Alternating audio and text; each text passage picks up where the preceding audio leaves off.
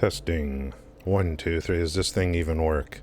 Did some people actually show up? I mean, I can't believe it. I can't believe it. I hope you guys can hear me okay. It looks like it's working all right. We got Bishka, we got a curry, and we've got Structured Fin, and yeah, that may be worth doing. I may have to look into that. Definitely. Thank you. Kelty's here. Thank you. Thank you very much. It's been... I know it's been at least 3 months. At least. At least. And I know you guys were talking about Neverwinter. How's it going, Hideo? I'm on high graphics. I may bump it up. I don't know. Looks like crap. Today's going to be very uneven. There'll be probably a lot of breaks. It's been a very long time. And how's it going, Destronicus?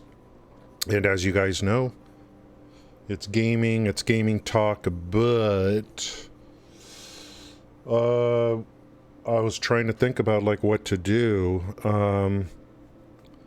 to kind of...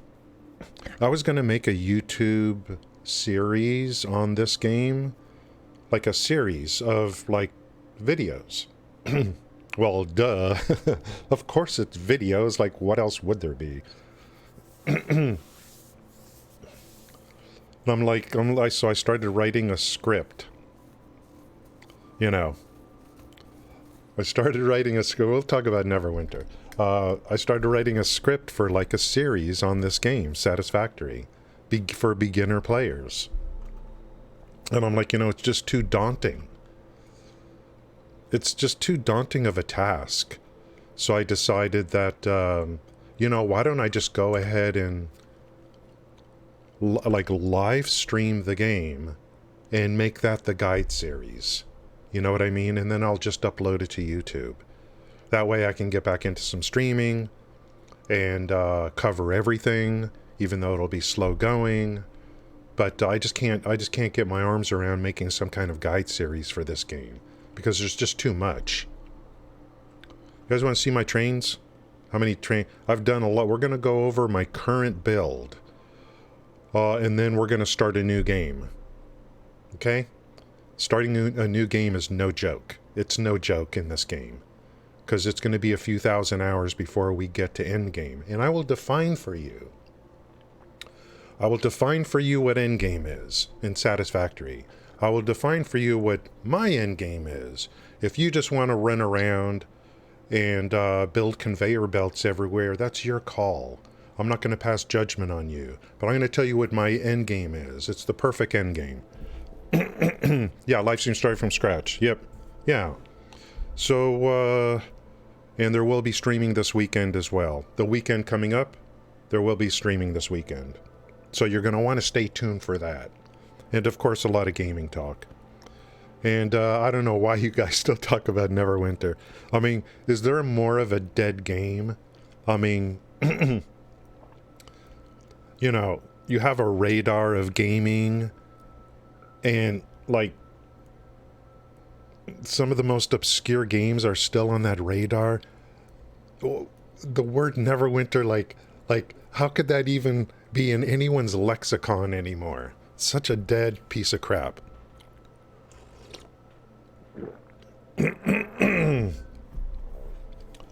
Now, I know some people still play it and like it. That's good. Good for them. Good for you, pal. Totally good for you. I certainly wouldn't be wasting my time streaming that game. There's no future in streaming it. But if people want to stream it, again, that's their call. But you could be the biggest streamer of Neverwinter with 10 viewers. Congrats. You're going places, son. You freaking... I'm the biggest Neverwinter streamer. 10 viewers. Yeah, good luck, bro. And I'm not comparing to me. I mean, I don't even consider myself a streamer anymore. But, you know, commentary is commentary, and That's kind of what we do here also. You guys see these little dots moving around? Any new players coming in to check out this game on YouTube, there will be a lot of filler, a lot of gaming talk, but I guarantee you, if you stick with my videos, just let them run in the background while you're playing and learning, you will get something out of it. Exactly what that is, I have no idea, but you will get something out of it. Guaranteed. So anyone on YouTube, please subscribe. It's free. It don't cost nothing. Jesus frickin' Christ. Is it that difficult to click a button? I mean, seriously. You know, if you're on YouTube watching this, is it really that? I mean, you know, I'm not going to come in and steal your firstborn, okay? Click the frickin' subscribe button. Do warm my heart a little bit, please. If you're on YouTube, give me a sub. Is that too much to ask? I promise you, I'll do my best to deliver. I'll deliver the goods for you, okay? I don't know how you guys could still talk about that frickin' game. I really don't. I really don't. I mean, I don't mind talking about it. I really don't. But I hope you, I mean, are you guys, yeah, I mean, I feel like a Curry is kind of correct. The MMO right now, I feel is kind of, I mean, MMOs are a huge investment in time. They're a huge investment. Yeah, it's okay if you guys still play a game that I just won't touch. There's some good stuff there. There really is. But it's just such a different game now. It's not the game that I fell in love with, you know.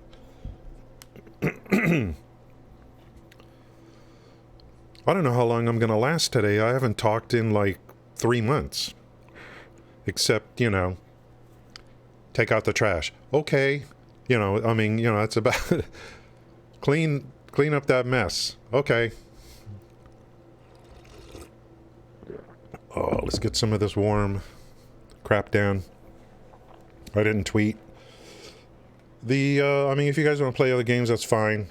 But, and I know they've done some good stuff there. If you like, you know, a lot of mechanics in dungeons, that's what you're going to get, right? You guys like that stuff. My micro skills just aren't very good. That's why the original Neverwinter I liked so much. Guys, most of these little things moving are trains. I do have some drones going. If you play this game, you'll notice what's missing. What's missing are vehicles. I believe that trains have effectively made vehicles obsolete. We're going to change that in this new build I'm going to do.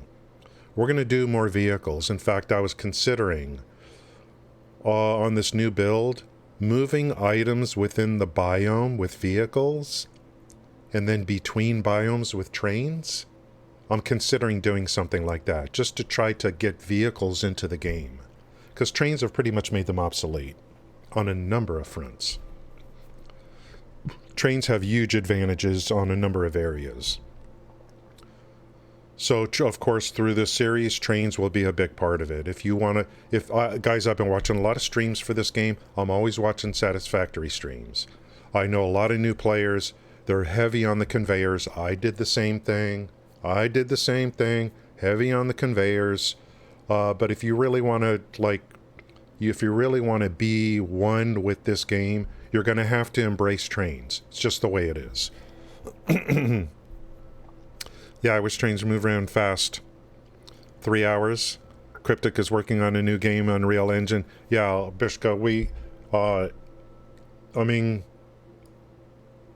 after what happened with Magic Legends, we don't know what they're like. I have no idea. And some of their best devs went to go work on Ashes of Creation, which is another story to tell. Yeah, MMOs to me are just dead. I don't want to invest the time, effort into MMOs, personally. We have some single-player games for the most part coming this year. You could see the rise and the love of single-player games. We've got Diablo 4 coming, which is mostly single-player. We've got Starfield, which is completely single-player. So there is this tendency, I believe, for the average gamer just want to do things on their own. Now, there is co-op in this game, and I've actually been enjoying watching the co-op streams. I love watching those. People try to cooperate on this. But I think the MMO is just too much. You have to count on other people too much. And I don't know. I feel like the MMO genre is... it's just, I don't know, I just feel like maybe its time is kind of moving away, where people just don't want to put in that kind of effort and that kind of coordination with others that you have to do. Now, that's just me. I don't know, like, the general consensus amongst the gaming world. I don't know how they feel about it. But watching people do 40-man raids in World of Warcraft, I mean, I just don't even, like, I don't care, you know. It just looks like a mess on the screen.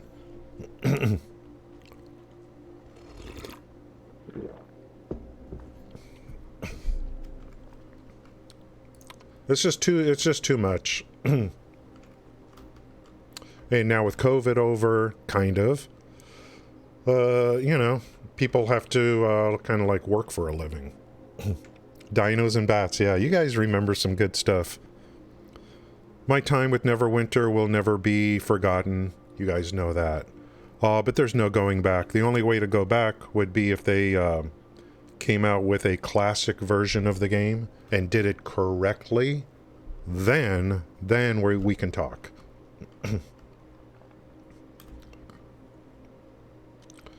This is my current build. We currently have 1,300 hours into this one, and it feels like more, to be honest. There's so much I've done.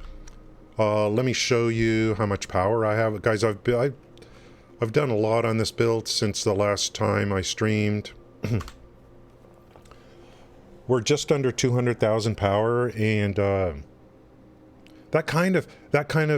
that right there, you know, I'm gonna go over something today about this game for anyone that's interested, because a question always comes in about endgame.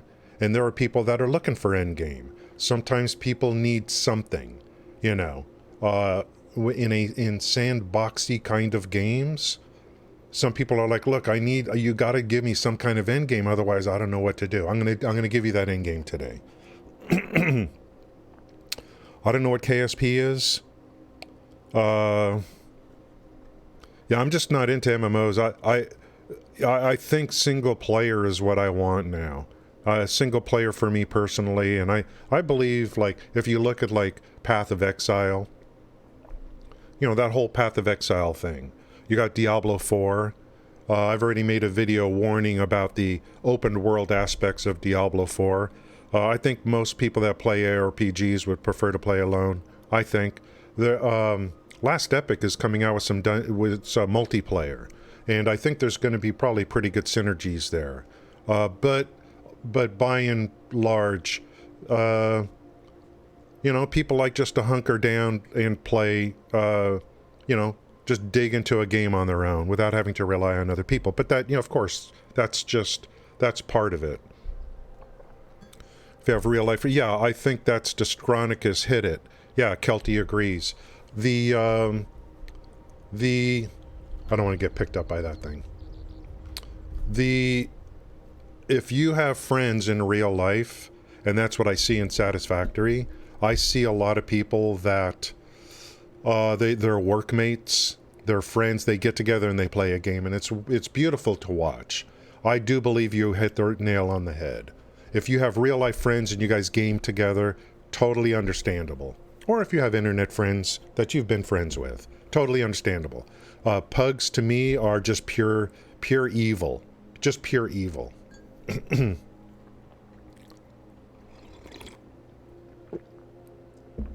of course you could say, well, that's how I make friends, by pugging. That's fine. That's fine. We're at 198,450 power stable minimum right now.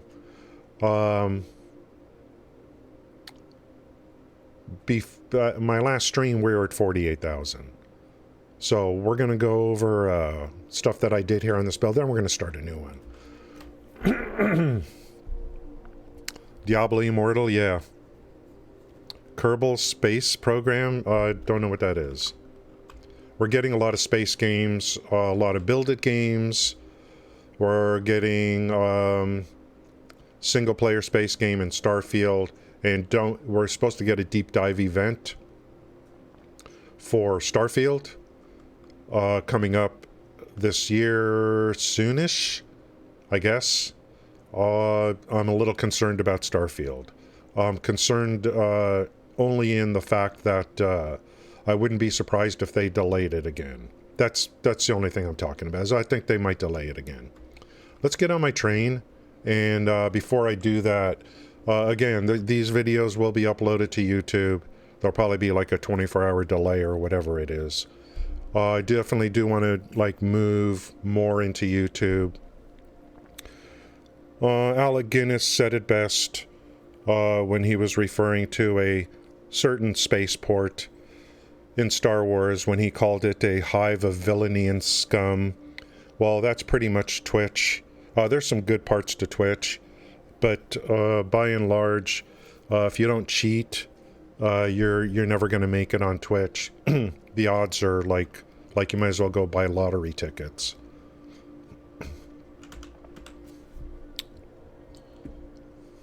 The autosaves start taking a very long time. That's why another reason why it's kind of fun to start a new save.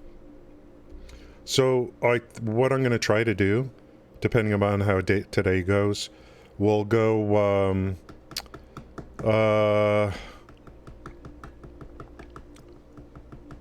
we're going to have some pretty steady streams between now and the end of this weekend, for sure. But I still need to like break to go work out and stuff like that. The workouts, you know.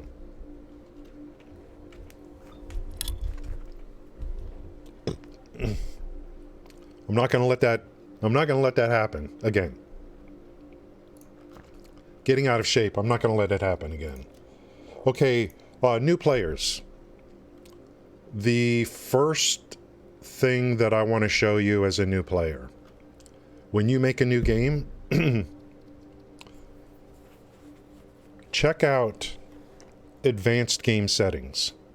And then when I make a new game, I'll show you my favorite starting zone and I'll explain why for new players. Don't trust what they tell you is a good starting zone. Don't trust it. Trust me, okay?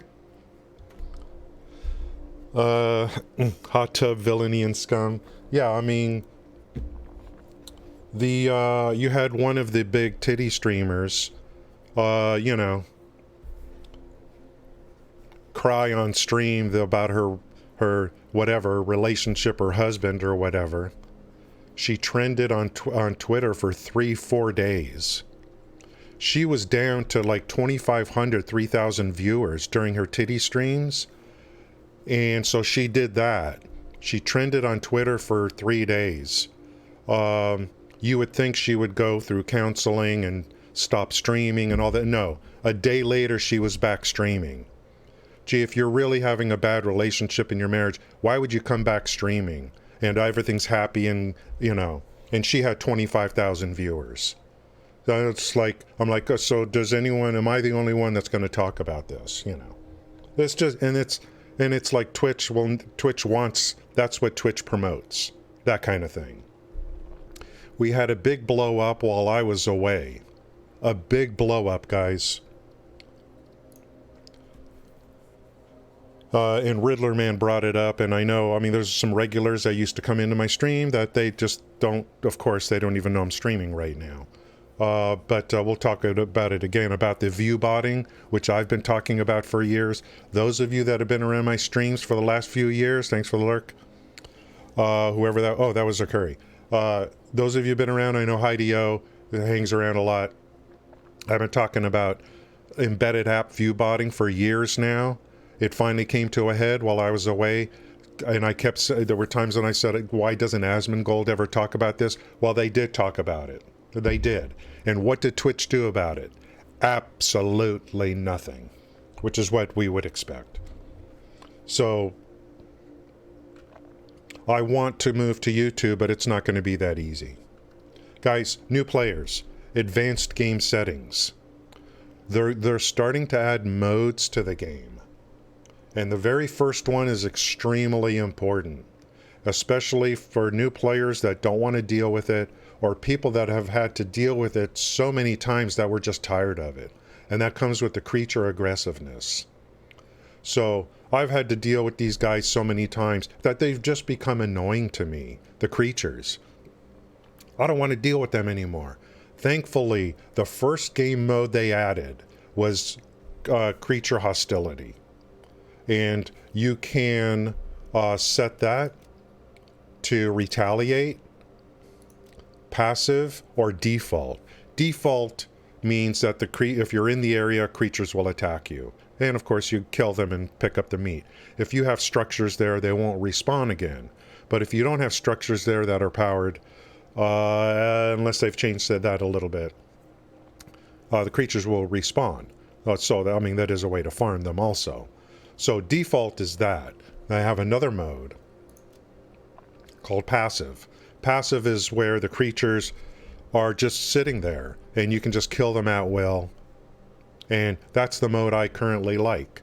They're just annoying to me. Some of them are pretty tough too. Over in the swamp, there's some spiders that are really, really aggressive. Now, luckily, the game has given you more tools to deal with these, with the weapons and the bombs and stuff like that. So this is a really pretty big part of the game. But for me, it's just gotten to the point where it's annoying. The other part about this is that every time I start a new save, one of the things that I actually don't like doing very much is getting hard drives. And by turning this to passive, it makes getting hard drives a little bit less bothersome. Every time you start a new save, you got to go get hard drives again. Turning off monsters it will help in that regard. So, I already know I could kill them. I could build the weapons to kill them. I've already been there, done that. It's just an annoyance now. Me personally, I turn them off unless they come out with a mode in the future that makes the monsters even stronger. Then I would do a new save that's just concentrated. I would do a new save where I would turn all the hardest stuff on and then see how it goes. Those modes may be coming in the future. Maybe there's modes where, production is cut.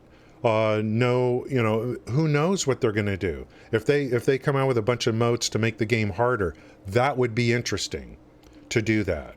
And I'm not talking about just creatures, maybe other things as well. So that's passive mode. Just turn it off, turn it off. They have another mode called Retaliate, guys. I haven't heard of Kick. Is Kick a streaming service? There was a streamer last week I was watching, and she was talking about some streaming service. I kept trying to listen to say, could you just say what the name of it is? What's the name of it? I didn't want to type in her chat or anything. Besides, she had verified accounts only can type in the chat. And I wanted to know what it was. I wonder if that's what she's talking about. Some people, there was someone who used to be on Twitch that started a new streaming service. But I don't know what the name of it is. It's just a copy of Twitch. It sounds like maybe,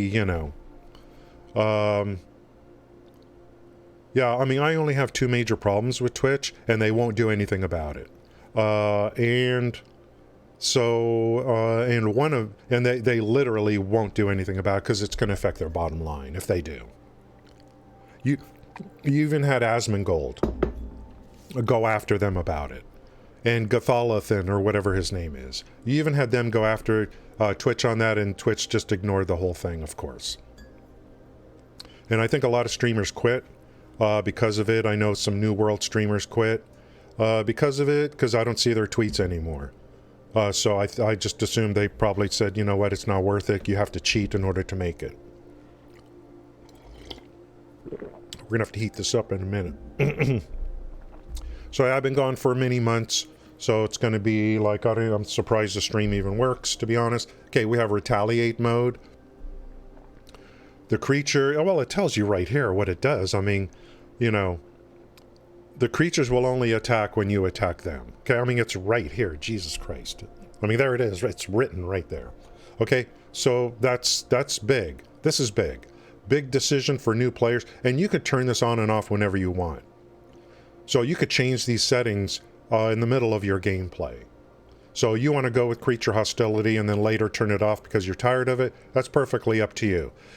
This is a new guy. Anyone new coming in, this is a new series for Satisfactory. We're probably going to run with this game until we get something on Starfield, and then we'll mix in Diablo 4 coming on June. How's it going, Lil? Thank you. Yeah, I know, it's been like months. We're going to try this again and see how it goes for a while. We will be streaming quite a bit until Sunday night, probably this Sunday night, and then we'll go from there. And then I'll try to kind of, you know, because I have an addictive personality. Once I start something, I can't stop. So I'm going to try to balance things out to where I don't stream so much. So, you know, balance, you know, but it's hard for me to balance. I'm an all or nothing kind of guy. We're starting a new series that's going to be for new players. We're on my current build, which is 1,324 hours. I'll show you what I've done. I've identified the perfect end game. For those that need something to shoot for, I've identified it. It's perfect, and I'm going to do that again. I love it. Now, they're going to be coming out with updates to the game that may change what my end game is. So we'll see about that. But as of today, my end game is going to be what I'll show you. Yeah, Lil's going okay. Yeah, Asmon finally said Gothalathan tweeted about it, and then Asmongold tweeted about it saying, if anyone is okay with this, Asmongold talked about it in a tweet and reply to Gothalathan and said, effectively, you should not be okay with this. If you're a streamer on Twitch, you should not be okay with this. So it was a pretty big discussion that went on. Of course, it started with New World because we talked about it. I knew from day one what was going to happen. It was glaring in New World. Okay, we got that going. Let's go. So here, this is not a problem. These are just vehicles I made. Here is my current build. You'll notice how heavy on trains it is. This build is effectively no conveyor belts between factories, only trains, effectively, for the most part. The nuclear area, which I'm going to show you, is there's some conveyors going on there, but I consider it all one factory anyway, but it's just a big factory. So, when I first started playing, I had conveyor belts running everywhere. So I'm like, this is just nasty. It's cringe to see all these conveyor belts running all over the map. And so I embraced trains. And so this area over here was my first real work into trains. And then I got better and better. And as I moved out over here, I set up better networks of trains. The tracks aren't straight because I don't care about straight tracks on this. Maybe someday I'll be more like, tedious on making everything look perfect. But for this particular game, my goals are always about like making a lot of stuff and making just a lot of things so that I could make more of other things. That's kind of what I like to do in this game. So most of my factories are not enclosed yet on this build. And there's a reason for that too. If you're a new player, why would you want to enclose your factory so early? Unless you're going to plan for expansion. We're going to talk about that when I make a new save. Just little things like that. Like, why would you enclose your factory so early on? When you may be expanding upon them later. That's me. It's like, why should I? But you can see how many trains I have going on this build. I'm going to, on my next build, I'm considering doing things a little bit differently. Do I have the biome map up? Let's bring up the biome map.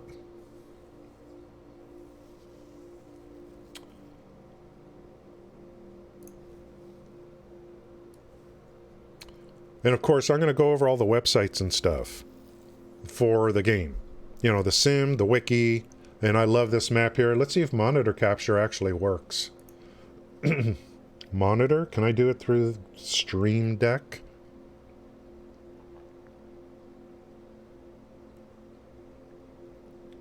Hey now. So this is kind of the map, and here's the Dune Desert over here.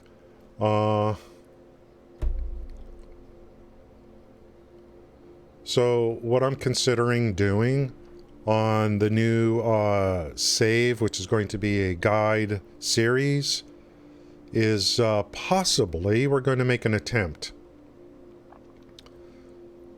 to move goods within a biome using vehicles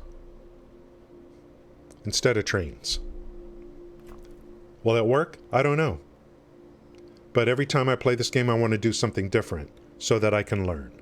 So even though I would consider it like a training series, I still want to do something different so I learn during the training series. So instead of trains running around here, I want to consider doing vehicles. And then between biomes or long distances, because I use the whole map. I don't just do like a super factory in one biome. I spread it all out. Everything gets spread out across the entire map. So between biomes or long distance, I'll use trains. Welcome to WKALI Radio. Thank you guys. Thanks B42, I appreciate that.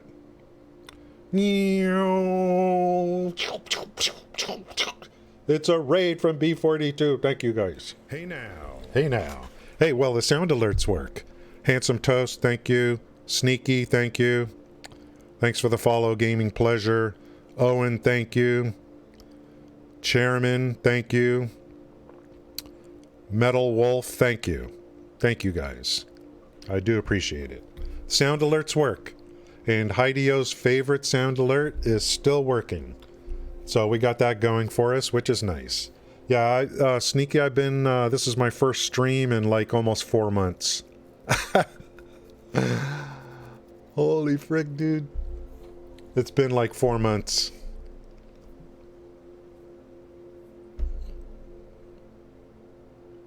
I thought that was it for me. I thought that, I'm done, I'm done.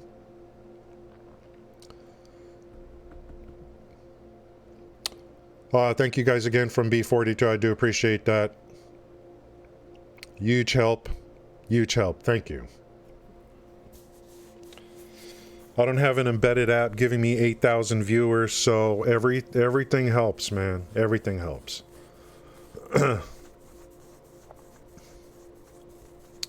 This is the biomes as of today on the map. It's a good idea to take a look at this and maybe have this up. So I'll provide these links to the when I upload this to YouTube. I'll provide links for this map, for the wiki, and for the sim. We will go over the sim. I'll describe what I use it for. Well, of course, it's for the interactive map for the most part. You can see where everything is. Yes, it's like there's a lot of people coming back to streaming. I've noticed, even for this game, some people I used to know, we used to raid each other or whatever. I've noticed they're trickling back in to start the streams. Okay, guys. So I think my plan for this new save is going to be, I'm going to try to do more vehicles within the biome to move goods around. And then between biomes and long distance, we'll go with train. I'll build a really good train network. And, of course, there's some areas where I always love making derived factories because they're very open, like down in the grass fields, over in the Rocky Desert, this whole area over here. And, of course, Blue Crate is great for oil and power. Gold Coast for plastic and power. For rubber and plastic, my favorite place is Crater Lakes. Crater Lakes. But I need alternate recipes for a lot of this stuff. So we got to do a lot of hard drive hunting. And the big kahuna end game for me, and I'll explain why later, is nuclear. And that's all up here in the North Ocean. This is the best place, in my opinion, for nuclear. This entire... You see this? I'm going to take my cursor and go like this. Should I turn my camera on? Hey. I'm going to take my cursor from here all the way to here, down to here, all the way eventually to here. This is all nuclear. And I watched other streamers. I did. And I watched you put up 2 nuclear towers. I did, and congratulations. Congratulations on your 2 nuclear towers. We're gonna push the limits of nuclear. I believe we will eventually get upwards. I'm just talking uranium, not plutonium. We're sinking the plutonium until the company comes out with some way to process the waste. We're going to be pushing for upwards of 180, I believe, nuclear towers, if the game allows it. My current save. Let's go over to the nuclear on my current save.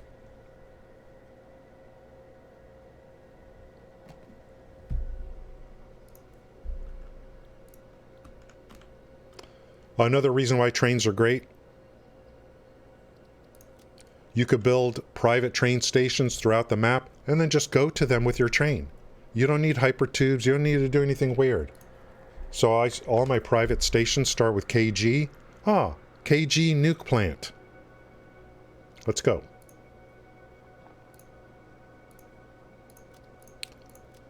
Another reason trains are great. Guys, I haven't streamed in 4 months. Today's stream is going to be very, slow. Thank you for that gaming pleasure. I do appreciate that. Yeah, a lot of people just taking time off, whatever, and later this year, I have a lot of stuff I have to do, even though I don't work. Figure that one out.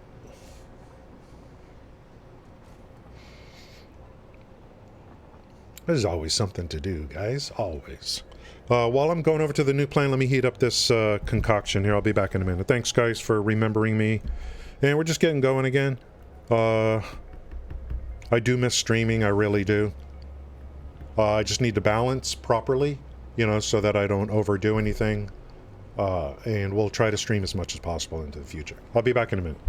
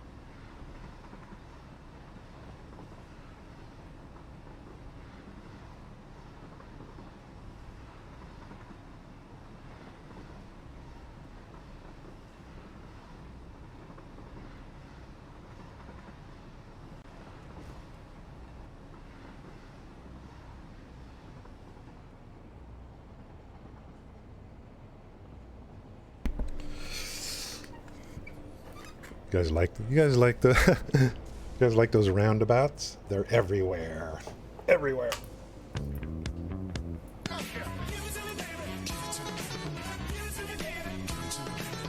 Ooh, I can hear that. Ooh.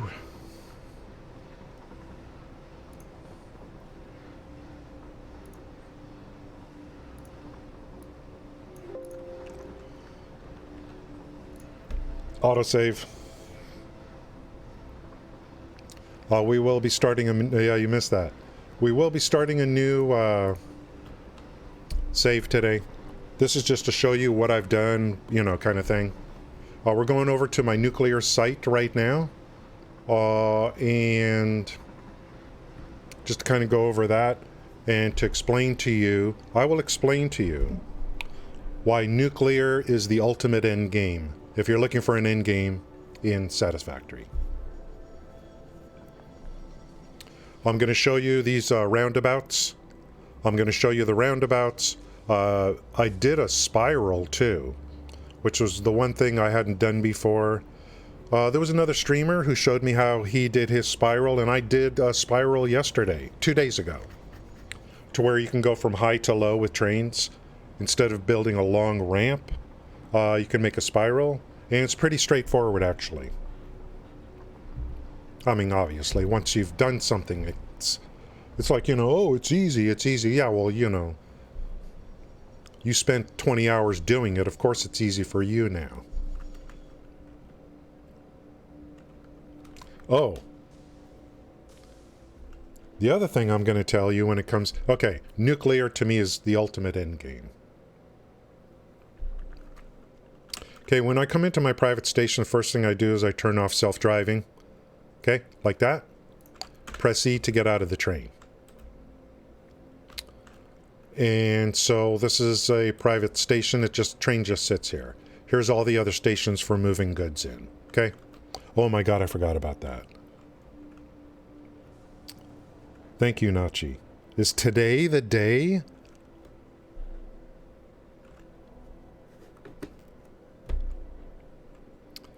Well, our anniversary's on the 12th. So it kind of gets mixed. It kind of gets lost in the sauce. Anniversary's on the 12th. So it's kind of combined. I get to get both done at the same time.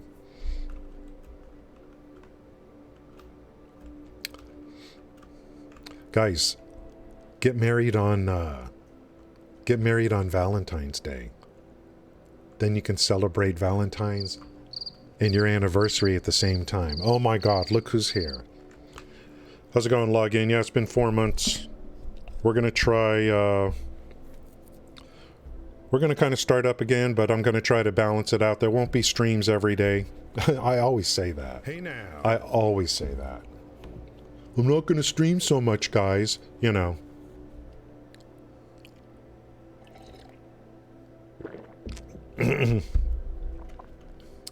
This is the nuclear plant.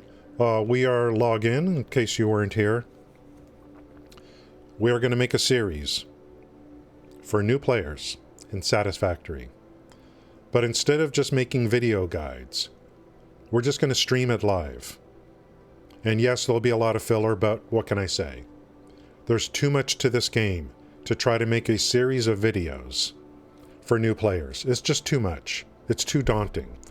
So I made an executive decision. We had a team meeting, me and myself and I made an executive decision that I might as well just live stream the guide. New player guide. You have 200,000 channel points. Yikes. I hope you guys have been doing good while I'm away in your gaming life, in your personal life. Hope everything's going good for you guys.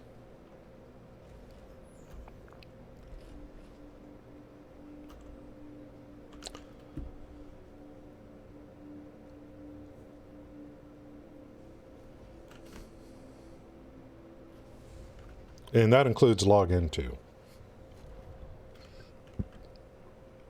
Don't think I don't, you know, Login thinks I don't include him in things. But I do. Okay, you can go... Okay, first of all, what's this over here? New players. And I've seen this question many times. Many times. What's the... I don't see any reason to use drones, you know? They just don't seem to be worth it.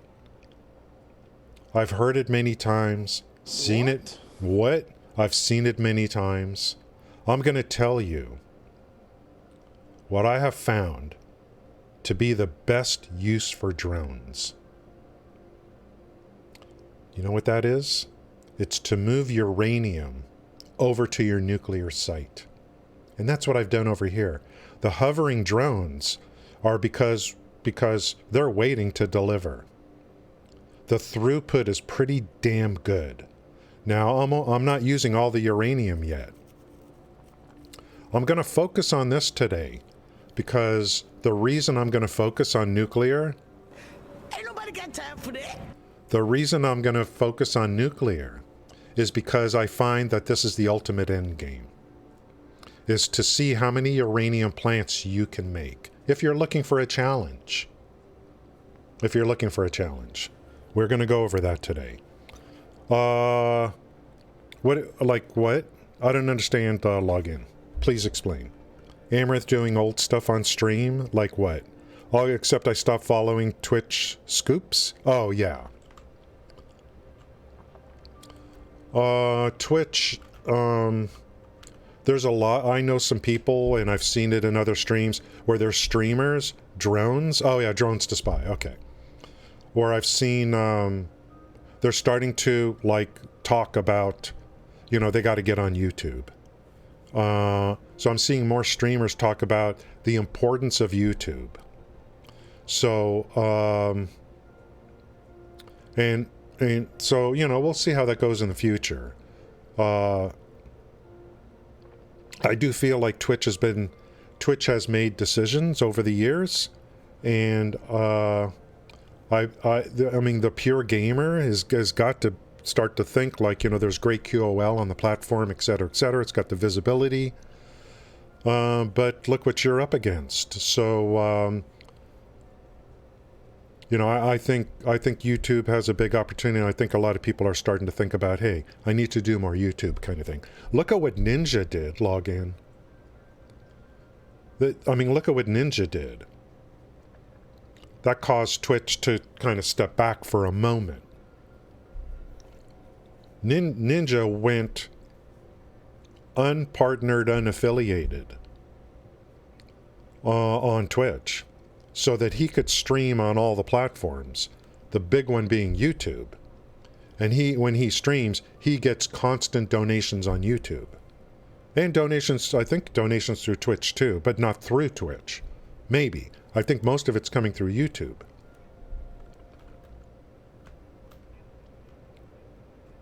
And while I was gone, Twitch has reduced services. They took away hosting. Hosting's gone. I mean, you can raid someone and host them, put the viewers in their channel, but the auto host is gone. So Twitch is reducing things in order to cut costs, which tells me that they're having revenue issues. And that's why they're pushing so heavy into advertising. And it's really annoying. If you're a Ninja with an unaffiliated channel on Twitch, you don't get ads. You don't get ads as a viewer. So, yeah, but you can donate through like PayPal or something. Oh, yeah, the stuff on YouTube. Yeah, you're talking YouTube, not Twitch. I don't know like how YouTube works, but a lot of money's coming in through YouTube, through joining, you know, subbing, basically, effectively for money. But the thing about YouTube is ad block works on YouTube. It actually works. Twitch keeps making it not work. They keep trying to make it not work.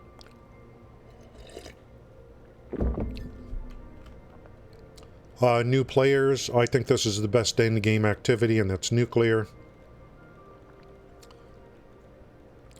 So right now I've got uranium coming in over here. I've got 3 sets of manufacturers. Let's see if I can put a manufacturer down to tell you what I'm doing. Get out of the radiation zone. This is not a guide on how nuclear works. We'll get into that on the new save. This is just to show you if you're looking for a good challenging end game, I would say nuclear would be your choice. How many uranium plants can you make and keep them going? And I explain why it's such a good challenge. Right here, this is 60 nuclear plants. 60. Every time I put up another 20 plants, it stresses out all my input systems. Causes me to go back and shore up those inputs. It's the most enjoyable thing to do in this game. Why is that? This is 60. I want to go to 120. 140. I got to calculate how many you can do. You might be able to go upwards of 200 based on your alternate recipes. There's an alternate recipe that I ignored. That I think would allow me to really push the number of uranium plants. Every time you put more uranium plants down, generates more waste that needs to be processed.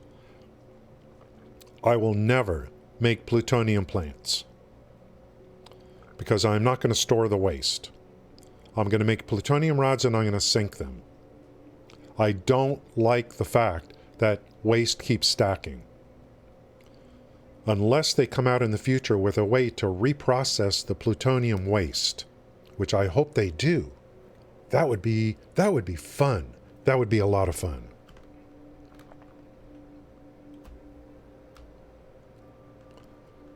Now I know there's some people that make some nuclear plants, and they do this. They do this.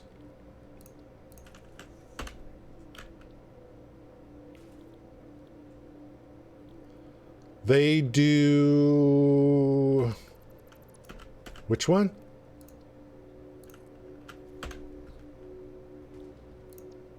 They do this. I'll explain why this is bad.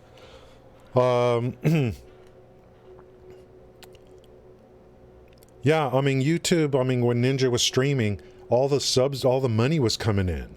Money was coming in over and over again, but the great thing, well, like, Ninja kind of caught Twitch off guard. Ninja's like, screw it. You know, I'm going to go unaffiliated on Twitch so I could stream on all these platforms. You cannot stream as a partnered streamer on Twitch and YouTube at the same time.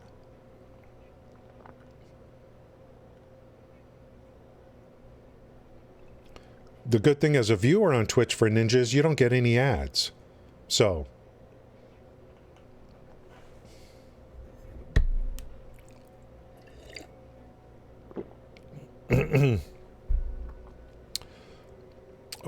a ruined voice acting and streaming career. Genshin voice actor from NA was caught sexting minors.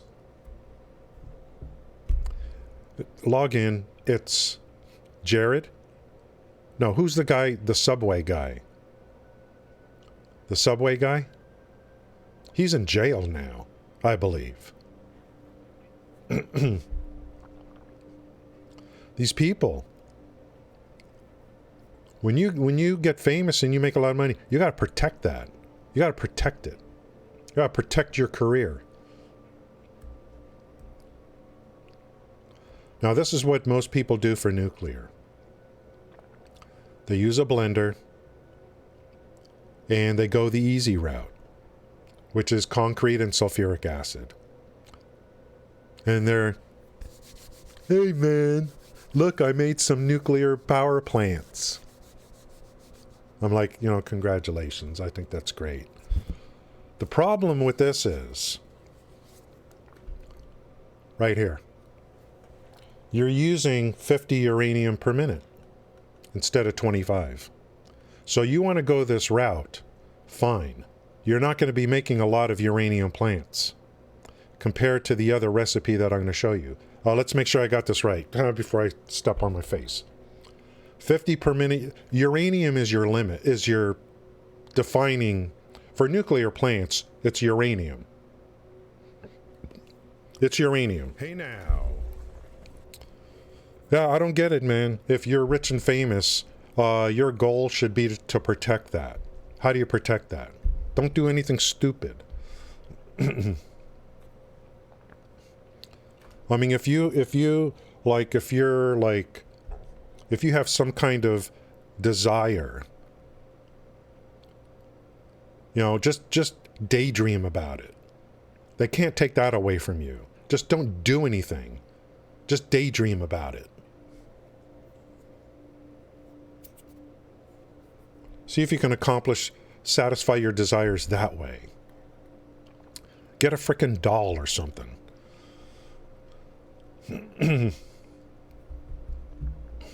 Come here, Barbie. It's time. Okay, let's take a look at this. Do I have room? I don't know if I have room to put a manufacturer down.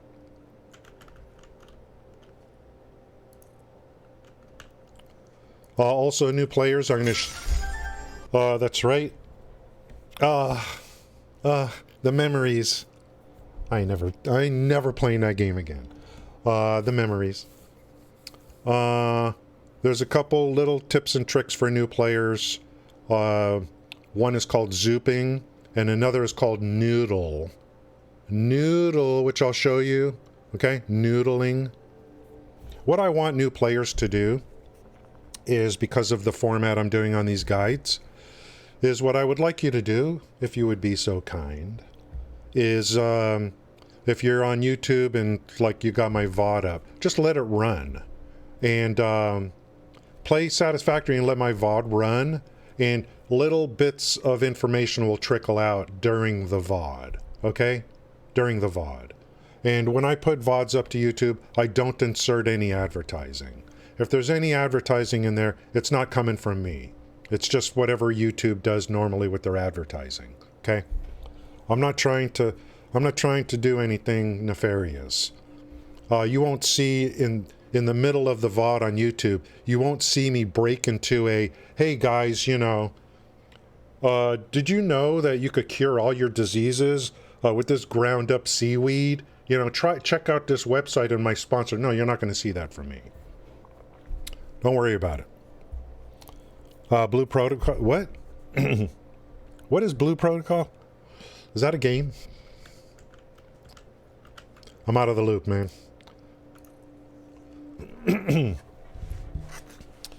Has anyone here read the book from Hunter Thompson called Fear and Loathing in Las Vegas? Well, there's one sentence in there where he says, there's nothing more helpless and depraved than a man in the midst of an ether binge.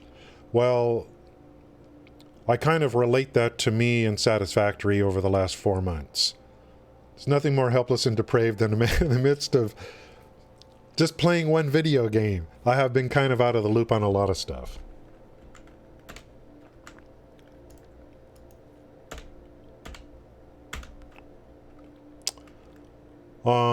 Alternate. Notice. Regular recipe that most people use to make some nuclear plants. Uses 50 uranium per minute. Uranium is your defining item and resource for nuclear. The more uranium you have, the more plants you can make. The alternate recipe out of the manufacturer only uses 25 per minute. But look at the other inputs. Look at the other inputs. More inputs, but less uranium. If your end game, like mine is going to be and is to say to myself, how many uranium nuclear plants can I make? then you're going to have to go this. And your resource inputs are going to be silica, sulfur, and quickwire. This is just to make the cells. We're not talking about the rods. We'll talk about that in a minute. Guys, we're going to go over my current build, and then we're going to start a new save. And we're even going to talk about like what the best area to start in is for new players. For new players, don't believe what they tell you in the game, what the company tells you. Yeah, I agree, Kelty. It should do that. You know what's funny is like anyone that's here in my channel right now, I would say 99.9% of you do not play this game. But like I said, these streams are really, I'm making videos for YouTube right now is what I'm doing. So I already understand, like 99% of the people here, they don't play this game. So it's kind of weird, but you know, that's just the way life works. Maybe if I was more of a consistent streamer, blah, blah, blah, we would get more like dedicated Satisfactory people in. So I got to decide what I want to do about that. Do I want to continue to stream more or what, you know? So there's the difference. You know, you're like, you know, thank you. You're a new player. You want to make some nuclear power plants. It's fine. Go with the blender, use the concrete. You made some plants. Most of the builds I see on Twitch, most of the new players that play this game on Twitch, including me, guys, it don't matter how many hours you have. There's no pure experts in this game. There's so much to it. Depending upon what... rooting for you. We were all rooting for you. How dare you? Learn something from this. That's what I'm trying to say. That's all I'm trying to say. We can all learn something from this. That's all I'm trying to say. It's that simple. Thank you, Krub. Is it really that expensive? 4,000 points? Holy frick. Inflation, dudes. So, I've seen people Hey now. with their builds, their spaghetti factories, and then they got some nuke plants, and they're like, hey man, you know, I'm an expert. And what I say into the back of my mind, because I've been through it myself, is, how do you scale any of this up? Hey now. How do you scale up? Like, well, I unlocked tier 8, so that means I don't need to do, like I did tier 8. But how do you, like, what if you ever need to scale anything up? What are you going to do? You have 4 nuclear plants, 4 towers. What if you want to scale that up? You can't. You've got this jumbled mess of all this stuff in one area, and you think, hey, look at what I've done. Great. That's great. But if you ever need to scale up or want to scale up, you're going to have major problems. Here's the key I will tell you right now. Why I keep talking about nuclear. I will tell you right now. It's a constant. All the inputs to nuclear, whether it's for uranium, creating plutonium rods, it's constant. This thing here, these inputs are constant. As long as your game is running, it needs these. It doesn't just stack these and say, okay, I don't need them for a while. The power generation constantly needs the inputs. That's the key factor. You push your nuclear production to its maximum that you can, and you're going to be pushing all your supply lines constantly. Constantly. It's not like tier 8 items for the space elevator.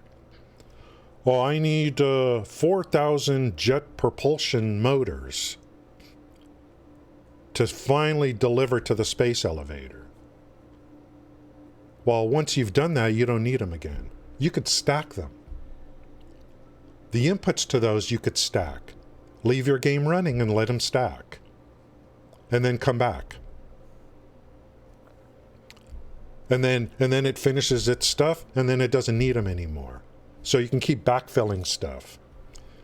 Nuclear power is a constant need for items. It's a really great test for all your systems. I say, if you're really looking for an endgame, my advice for endgame and Satisfactory: how many uranium nuclear power plants can you make? You want a good endgame for this game? Unlock everything. Unlock all the tiers. Deliver the final products to the space elevator, because that's gonna unlock the new stuff coming in the future for content.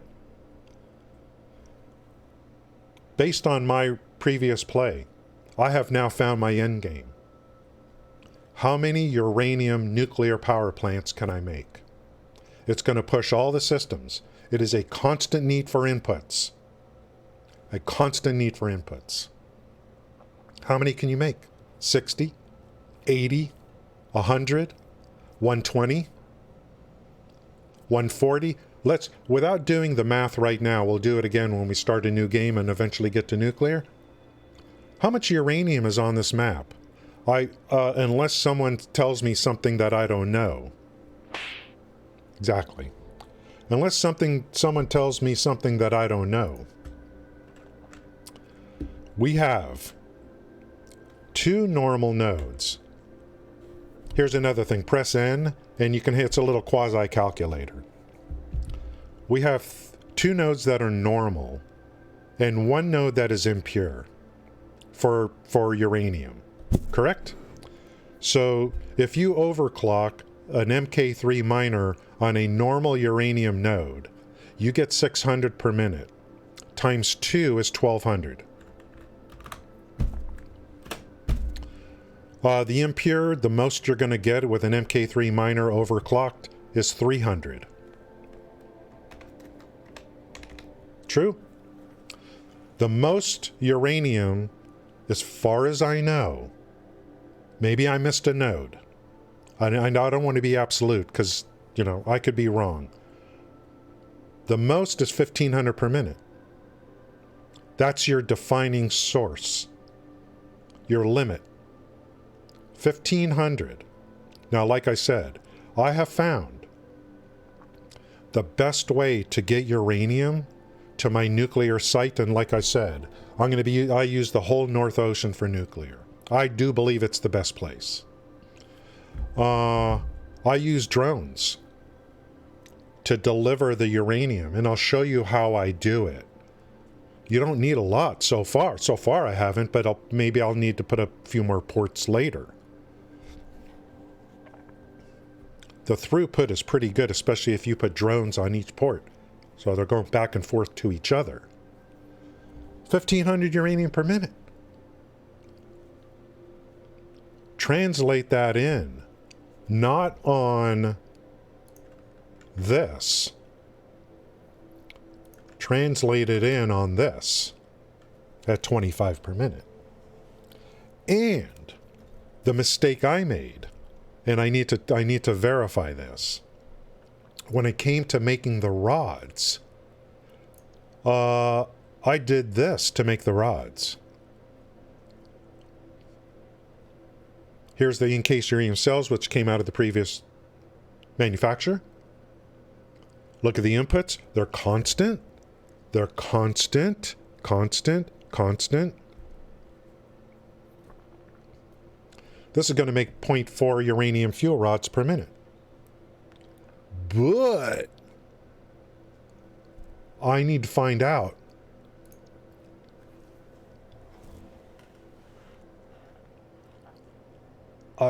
I think this is what I should have been doing if I really want to maximize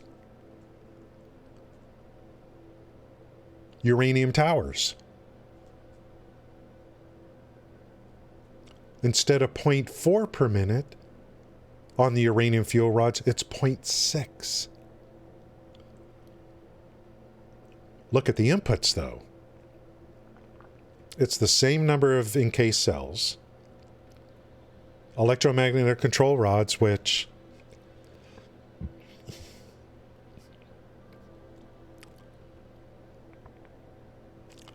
I had to backfill. It's just wonderful to run out of stuff.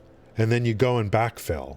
I ended up using an alternate recipe and making high-speed connectors instead of AI limiters so that I can make enough electromagnetic control units.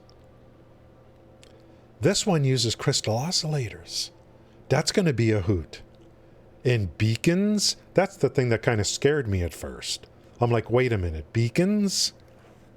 So how do you make beacons? You know. So this is going to give me more fuel rods, which in effect is going to make it to where I can make more uranium towers. I've never used this before.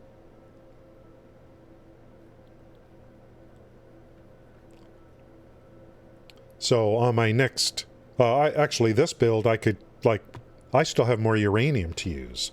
So let's see, what am I using right now for cells? 250, 250, 250, which is translating to 60 uranium towers. 250 plus 250 plus 250. 750. We have a total available 1,500 uranium per minute if you can get it over there. That's only half. So based on how I'm doing things right now, with this into this, I'll be able to make a total of 120 uranium towers, which is double what I currently have. Double. That's without using the beacon recipe. If I were to use the beacon recipe across the board, how many uranium towers can I make? But it's not, but think about the input requirements. Not only to make the rods, but to process the waste into plutonium.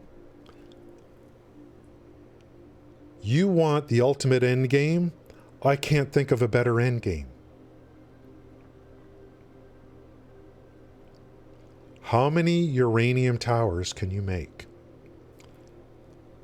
And keep the supply running for the inputs required for the uranium fuel rods through the processing of the waste.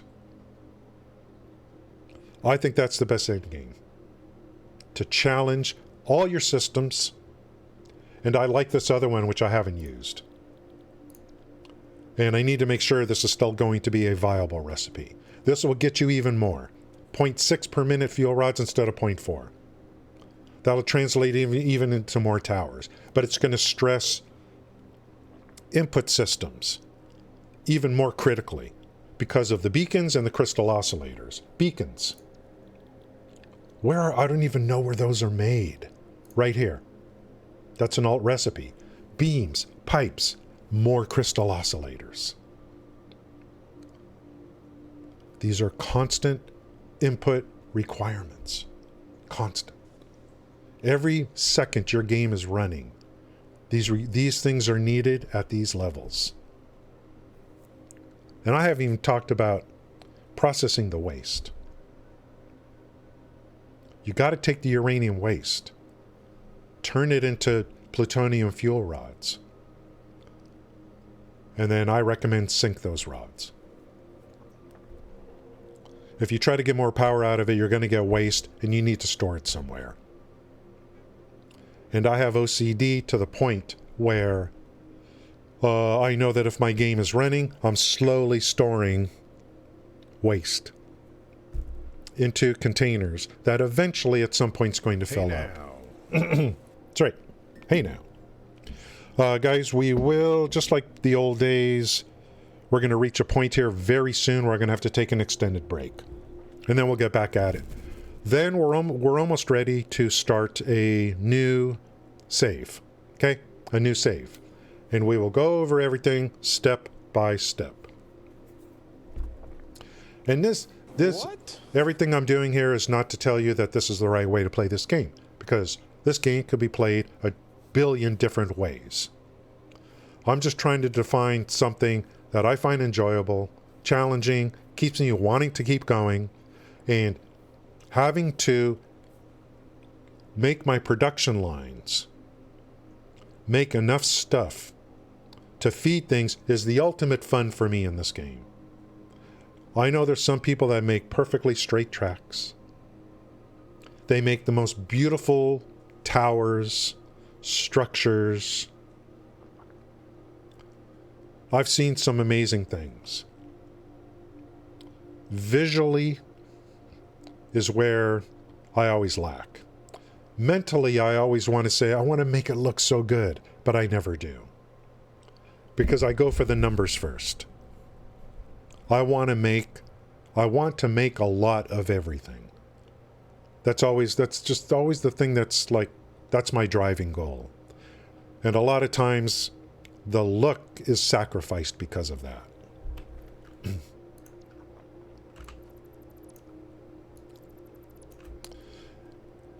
If you've been playing this game and you're just trying to decide, I just don't know what the end game is.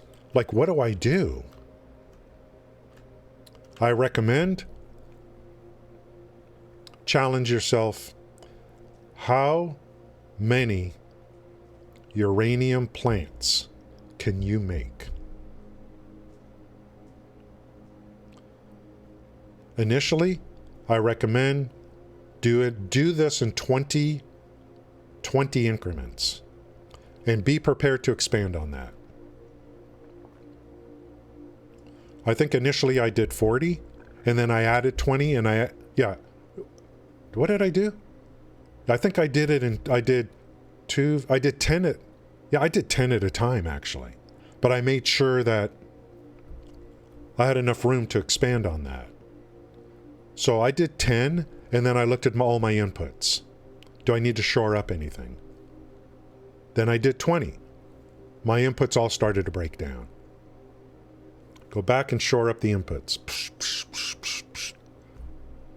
Then I just kept going. And I think I did, it's actually 20 at a time. Each set, here's 3 sets of manufacturers making rods. So there's a set of manufacturers of 10 making cells. Then we have a set of 10 manufacturers making rods. So 10 and 10, each one of these I think translates to 20 towers. That's without using the beacon recipe. So here's 20 towers, here's 20, and here's 20. So I do groups of 20. Groups of 20. Here's the cells coming in for these 3. To make rods for these 60 plants. I didn't know I was going to do this. I thought, oh, let me just do nuclear. I'd be really happy if I could do, if I could do 20 nuclear plants, I'd be really happy. Let's take a look at how much power I'm generating right now. With 60, in addition to my other power generation. 198, 450. Before I did nuclear, we were at 48, 450. We're now at 198, 450. More importantly, before doing this, maximum consumption was greater than 48,000. Look at where we are now with 60. And I've got a bunch of dead machines in the game. Maximum consumption is 104,000. I'm producing 198. So we jumped 94,000 above maximum consumption. Shows you the efficiency of nuclear power. The cost in energy to make the energy. It's pretty good. It's the best.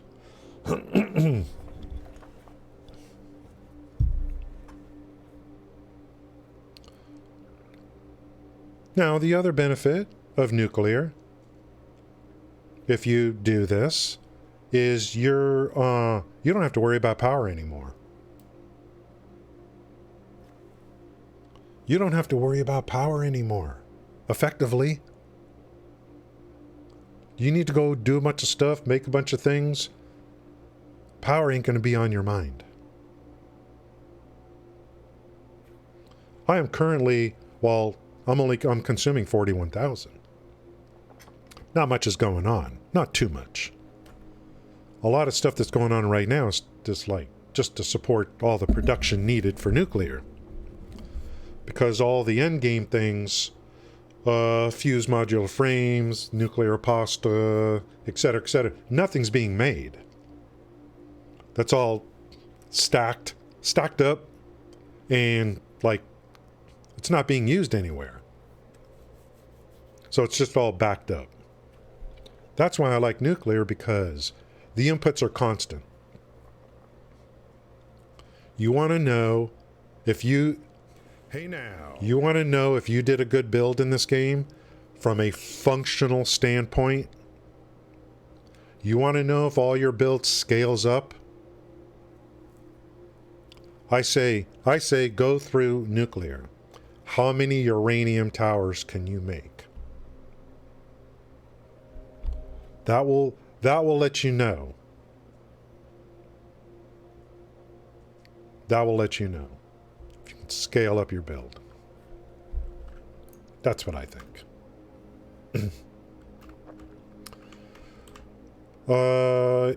Just look at all the stuff that's needed just to process the waste. Here are the rods coming in to the 60 plants.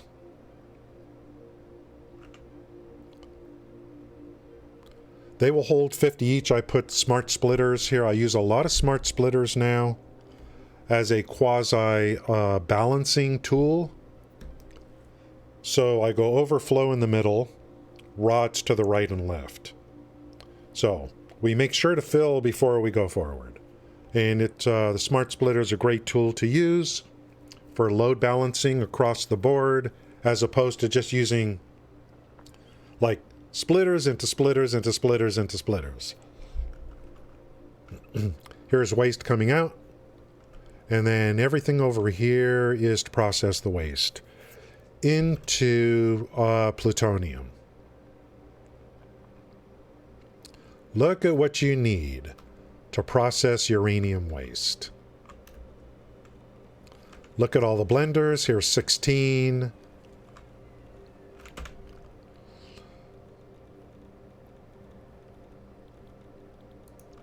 What are these things called? Particle accelerators. Look at everything that's needed. What we're doing here is we're creating plutonium fuel rods. That's all we're doing here. From uranium waste.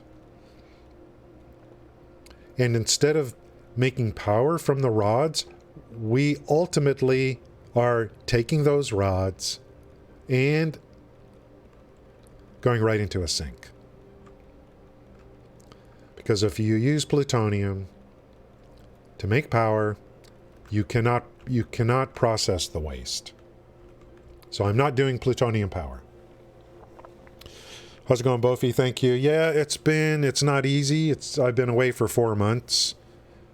So it's been 90 minutes, and I'll tell you, it feels like I've been streaming for 4 hours, to be honest with you. It feels like I've been streaming already for 4 hours. No. We're not, I mean, you don't the more towers you make, the more nuclear waste you're making. You got to process that waste. That's what this whole point is here. Do you see why I do everything here in the ocean? Let's get a little bit closer to the nuclear plants. Again, the beauty of trains. I just build private stations wherever I want. Bring materials over on the train. Let's go take a closer look at some of the towers, show you the inputs. And I didn't decorate anything here. This is just pretty kind of, it's just kind of raw.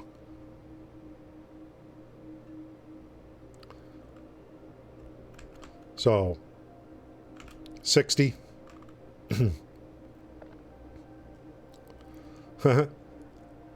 Yeah, aliens are trending, but because of all the UFOs or whatever.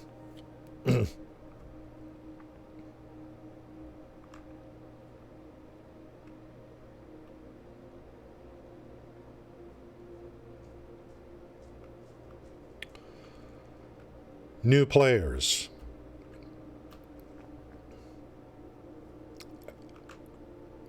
Learn.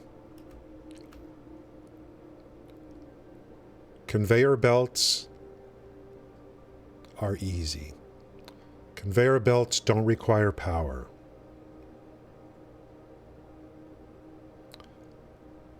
If you want to be a real Satisfactory player and not a casual Jimmy,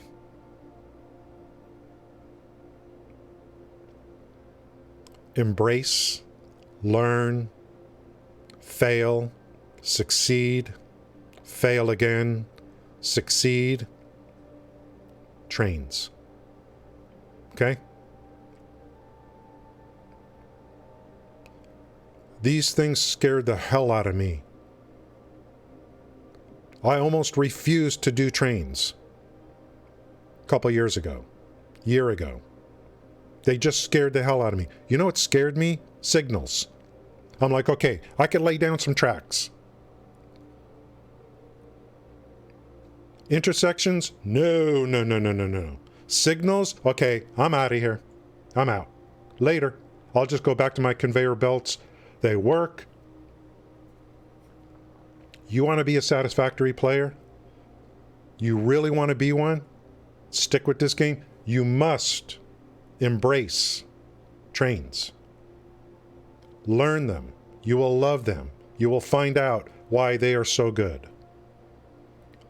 And if I can get past signaling, if I can learn signaling, and I never played Factorio, if I could eventually figure out, and we're going to go over all of that on this series, there's videos out there on all this stuff. You stick with me through this series. There's going to be a lot of filler because I decided instead of making videos, we're just going to live stream it. We're going to do a new save. You stick with me, I guarantee you. You're going to be like, oh, trains? I'm going to show you step by step. Trains, tracks, intersections, roundabouts, how important they are. Spirals to go from high to low. And signaling, basic signaling, and a few other tips and tricks. If you stick with me, these videos are all going to YouTube, but I decided to live stream it on Twitch. Why? How's it going, Space Monkey? I decided to live stream this on Twitch because to use as a recording device. Sorry, Twitch. Sorry. But I'm using you as a recording device. When the stream is over, I'm going to upload this to YouTube. So Twitch, I'm just using you as a recording device. Thank you. Saving me some hard drive space.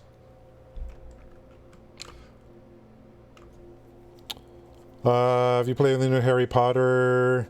No. Harry Potter? Like, you mean like the books that came out in the 1990s and the movie that came out in 2000? Yeah, I use my tape recorder. I'm using Twitch as a tape recorder. That's how this is going to go. Guys, let me show you just a brief look at the plants. Anyone new trickling in or whatever, if you're looking for an end game.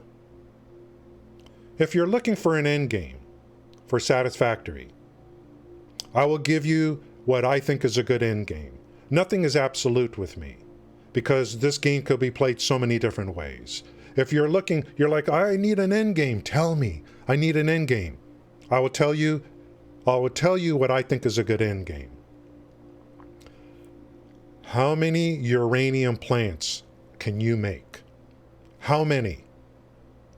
20, 40, 60, 80, 100, 120, 140, 160. How many new uranium plants can you make? There's your challenge. I think that's a very good end game, and it's going to be my end game. It is already my end game. Because when I did this, I realized the inputs are constant. Constant. It's a great test of all your systems. Let's see. Did I see foundational here? Yeah, trains in 1.0. Yeah. The train, to me, trains are like, I love them. I mean, look at this.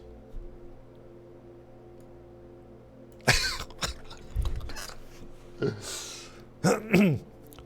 you guys think I kind of pushed trains a little bit on this build?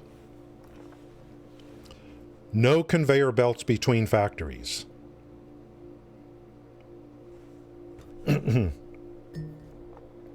Yes, I do sink the plutonium fuel rods. I have this thing where, and I don't care how many, like, containers I make. I want to be able to run my game 24/7 if I so choose. Knowing in the back of my mind that every moment my game is running, waste is going into a storage unit, it doesn't sit well with me. So I'm sinking the plutonium. You know what I'm hoping? I'm hoping that in the future, they come out with a nice intricate system to process the plutonium waste. That's what I'm hoping. Guys, I found a really good use for drones.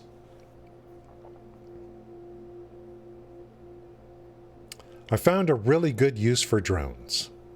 Especially if you're going heavy on trains.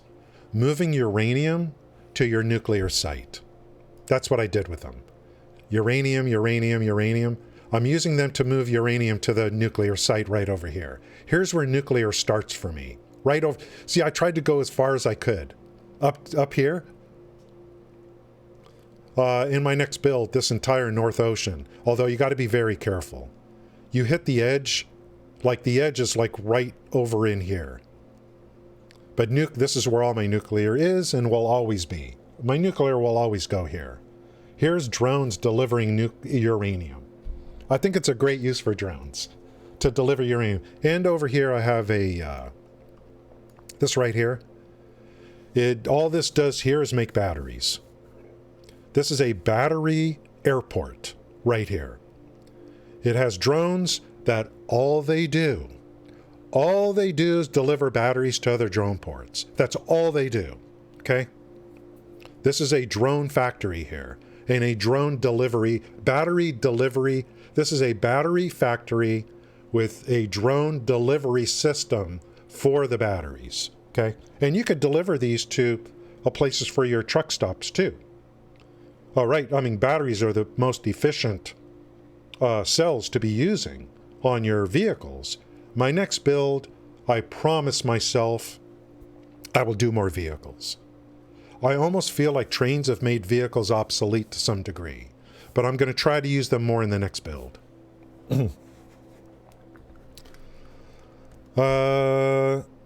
Yeah, there's all kinds of strategies you can do, but I have found just by happenstance that I love using drones to deliver uranium. So it worked out just great. Love it. Yeah, filters, absolutely, blah, blah, blah. They're radioactive. Yeah, I mean, I think a couple times a drone flew by me and I'm like, oh, I got a little radioactivity there. I love using drones. This build, I just decided, hey, you know what? Why don't I use drones to deliver uranium? It works out great. Works out great. Love it. Because there's some things in this game where it's like, hey, I need a reason to use them. So definitely I like using drones for that. My next build, I think what I'm going to do is in the local biome, I'm going to try to use vehicles to move goods between factories within the biome. That's going to be what I'm going to try to do in the next build, which we're starting today. And then longer distance between biomes, I'll set up a train network. Kind of thing. But I feel like, I mean, there's no vehicles on this build. I just, like, trains are so good. I mean, so I think I'm going to try to, like, use vehicles to move goods, like, within the biome. And then trains between biomes. Something like that. And see how it works out. Fuel rods. Oh, that's interesting. I didn't think about using... I didn't think about that. That actually sounds like a lot of fun. It actually sounds like a lot of fun to... I never thought about that. I just thought, hey, batteries is the ultimate for the vehicle. Use the plutonium rods, and you can get a predictable output on that. Use the plutonium rods as fuel for the vehicles. So you have this, like, moving, you know, hazardous waste vehicle. That sounds like a lot of fun. Okay, guys, we're going to take our first extended break. Okay, and then we're getting closer now to starting a new build. And when I come back from the break, I'm going to, like, just briefly go into here, which you can already see all the waste is just strung together. A lot of water extractors. This is my favorite place for nuclear. Maximizing uranium plants, I believe, is a great end game because it pushes all your systems. All the inputs are constantly required. Constantly required. There's one thing I missed, and some of you experts maybe can help me on that. I didn't use the beacon recipe to make uranium rods. Are there people that use that? Is it viable? I didn't use it. You can go 0.6 instead of 0.4. I'm thinking in order to maximize uranium plants, you're going to need the beacon. You're going to need to use the beacon recipe. Would be the best use. That'll push your systems, especially your crystal oscillators. I don't know if people use that. We're getting closer to starting a new build. For new players, if there's people who are experts at this game that want to help, oh, I should make it to where the chat is on the stream so that anyone who watches on YouTube can see the chat. So I need to get the chat. Is it there? I need to make sure the chat window is actually on the stream, and I need to make it kind of big. So if anyone's watching on YouTube, they could see what people in chat have to say. Because whatever it is you know, I'll guarantee you there are people that know more than you. That's 100% certain. Okay, I will be back in a few minutes. Thank you guys for hanging out. It's been like I haven't streamed in 4 months. Thanks, guys.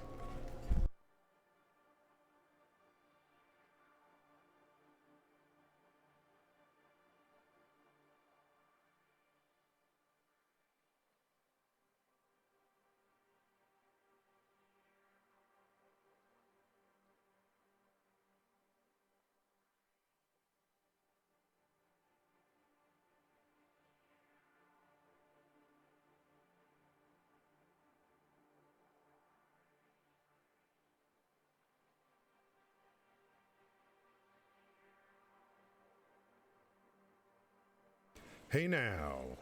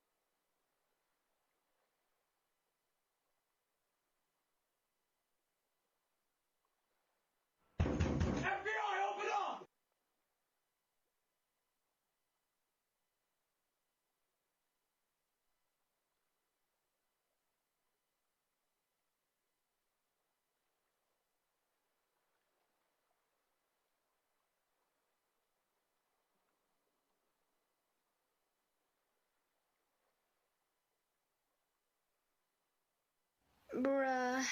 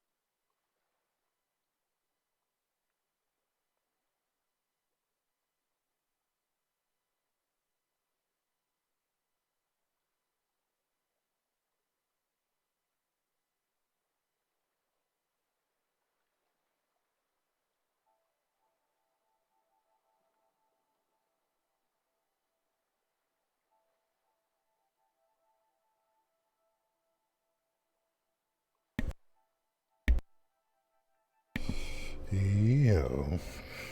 Yo, yo, yo.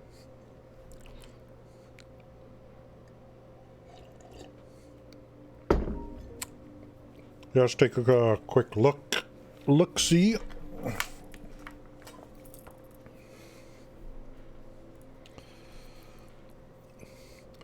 This is the current build I was working on. There's currently 1,325 hours. Yo.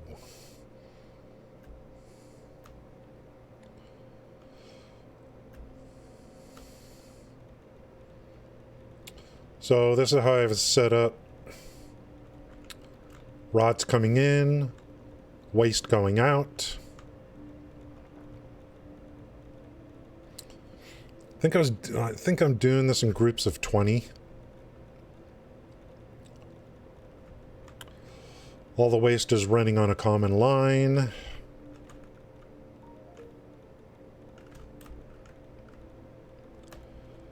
And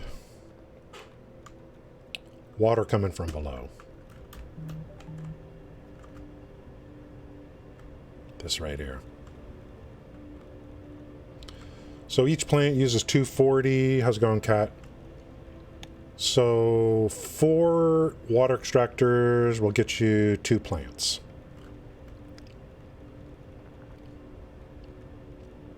I could enclose all this and make it pretty and put lights and everything, but I'm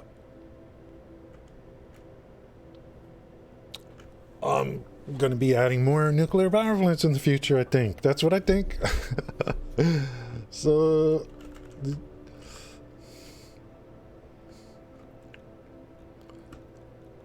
Okay, let's head on back and then see if there's anything else. Like I said, I mean, this particular build,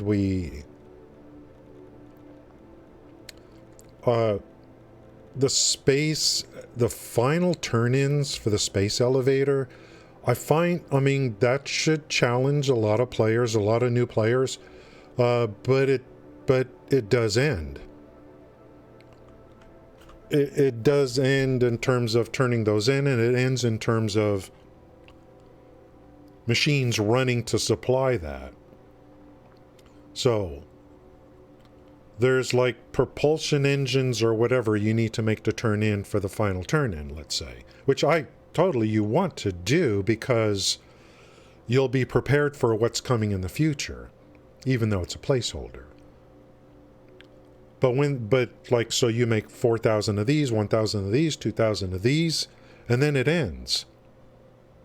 So you've built up all these things to make those. It all ends. Uranium power, it doesn't end. That's what I'm trying to say.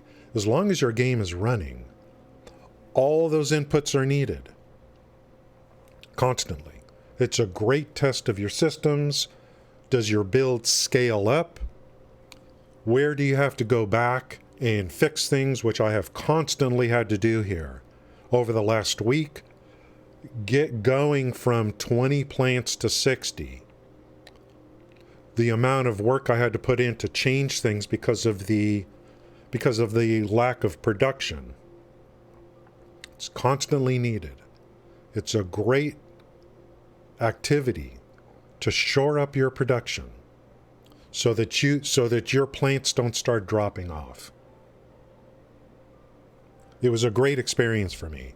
Made me realize constant consumption when you're running power, unlike turn-ins to the space elevator, which has a beginning and an end. In my opinion, this is just for me, and maybe for you too. You're new to the game, or you've been playing a while, and you're looking and you're trying to decide, I need an end game. I need an end game to keep me going. Might I suggest, as an end game, how many uranium reactors can you make? I believe it's 1,500 uranium per minute maximum that you can provide as input to that. Depending upon alternate recipes, I think that could translate, I haven't done all the math, I think that could translate to upwards of almost 200. Somewhere in that range. How many uranium reactors can you make and run without dropping power? Without dropping power. To me, that fits right in with what I like to do, which is push my systems. Do they scale? What do I need to change? Should I use this alternate recipe now instead of this because it's just not doing enough? Should I change this?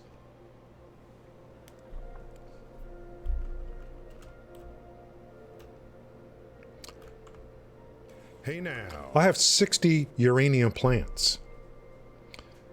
If I just want to add 20 more, do I have the production? Am I producing enough to support that? I don't even know, to be honest. I don't know. And then another 20, and another 20, and another 20, and another 20.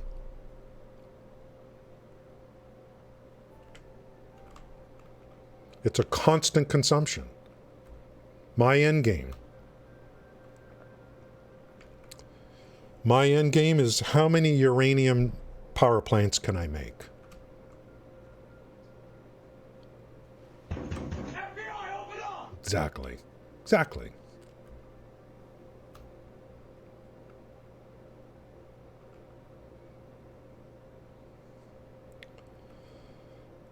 So even on my new build, what's in the back of my mind? It's certainly not going to be something where the FBI is going to want to open up, but it could be. Just kidding. What's in the back of my mind when I start a new game? Because it's the same, I'm sure it's got to be the same for all people. Unless you're casual. What is my goal? What are my goals? I don't care about looks that much. Yeah, total playtime. I have 8,000 hours total playtime. And I'll tell you, a lot of that is a lot of derpage. When, boy? When are you gonna get your act together? I first started playing this game the day it came to early access. And I'm telling you, as someone that I just am not very good. But I'm persistent. I'm persistent. FBI, open up!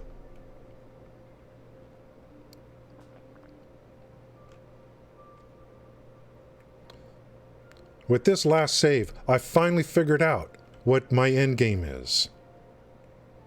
Because I like making a lot of stuff. I don't have to have, look at this. I don't have to have a perfectly straight train track. I'm okay with this. For now, I'm okay with this. I don't need like perfect turns. I want to create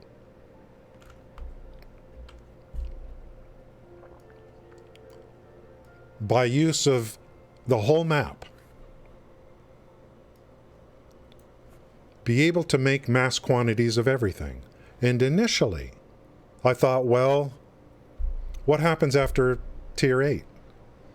Well, I guess what I'll do is I'll just make a bunch of the items for the space elevator and sync them to see how many coupons I can make. That'll check all my systems. That'll check the scalability. That'll force me to look at all my feeds. And that's viable. I mean, and that's something I'm actually going to do. How many coupons can I generate? That will force me to take a look at all my systems that make those tier 8 things, let's say. You know, cooling systems, all that kind of stuff. So, I mean, that is still viable. And they are supposed to be updating the coupon store. I do hope. Yeah, new streamer here, guys. Brand new streamer. I do hope that they put stuff in that coupon store that has some high cost to it. So that we can chase. So that we sync a bunch of in-game stuff. And push our systems that way. But until then, I have found my end game, which is going to force me to maximize quantities efficiently, because they are constantly consumed. And that goes right through. How many uranium power plants can you make? How many? Can you break 100? And keep your game running and keep a stable power output. Can you break 100? Can you break 120? I found my end game. I realized on this last build, when I was making plants, I'm like, wait a minute. This stuff is being consumed constantly. It doesn't stop. That's exactly what I'm looking for.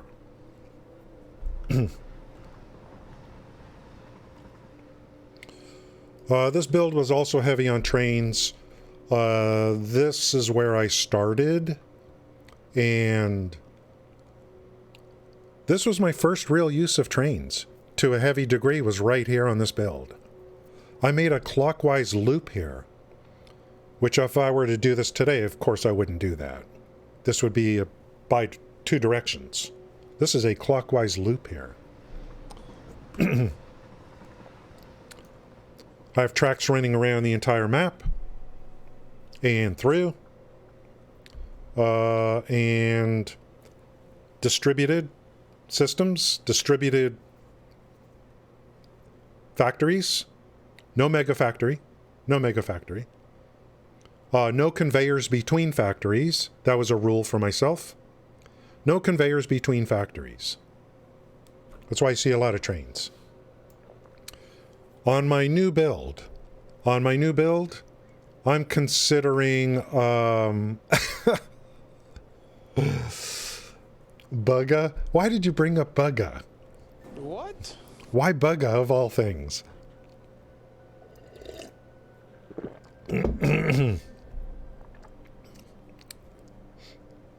He's young enough to be my grandson. I mean, literally. So on this new save, I'm considering within the local biome to possibly use vehicles to move goods.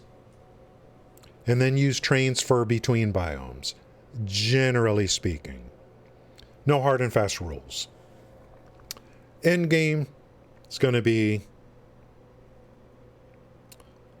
being able to make mass quantities of everything. You stupid. And how many uranium plants can I make? How many? Until we see this company come out with future updates. What are they going to do in future updates? New tiers? A story? What is that story? Does the story have a beginning and an end? Question. Is the story going to have repeatables?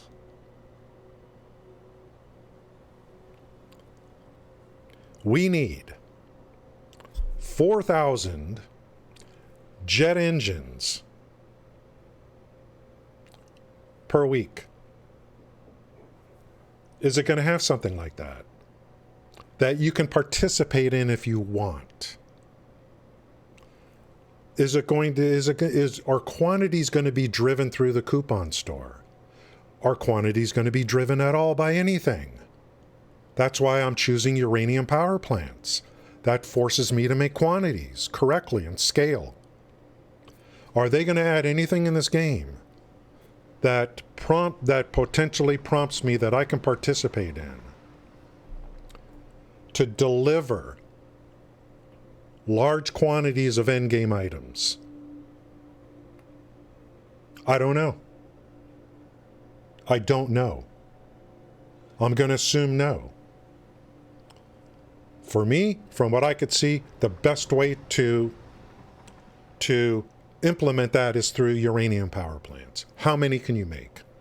That tests the scalability of your systems. That's what I see. Yeah, 1.0 is a story, but like, is it just a beginning and an end? You know, is it just a beginning and an end? I don't know. I'm on this current save. We wanted to go over this first before starting a new game. We're going to start a new game, and it's going to be basically driven to, in theory, help new players. I don't know if this is going to work. Instead of making a guide series, which is what I wanted to do for YouTube, I thought, well, why don't I stream it? And then we'll just make a guide series that way and see if that works. I don't know if it's going to work because, you know, there's people who are used to like small video guides and stuff like that.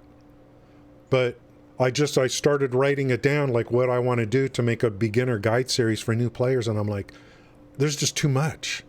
So why don't I just stream it and see what happens? Well, we're using Twitch to record this. And then we're going to upload it to YouTube. So any new players watching on YouTube, I know there's a lot of filler.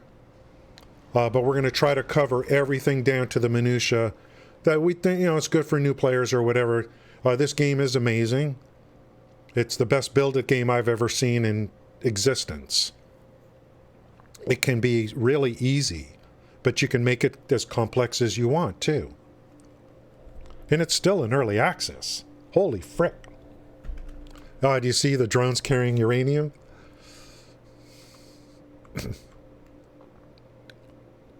If anyone's afraid of trains,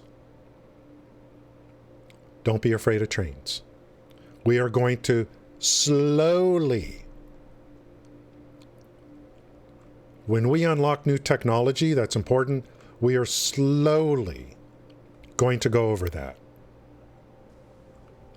We will, like, do you know how important this is right here?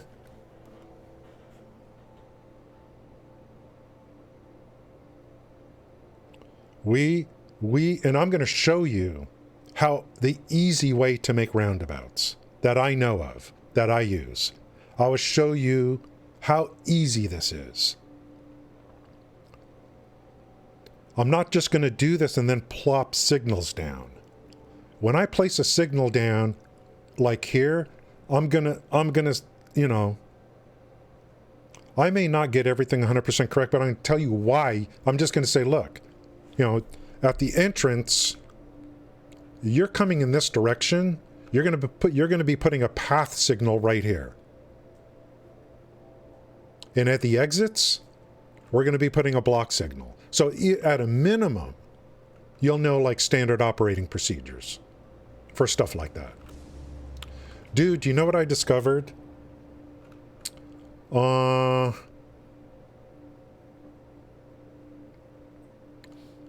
Inclines can be a hazard.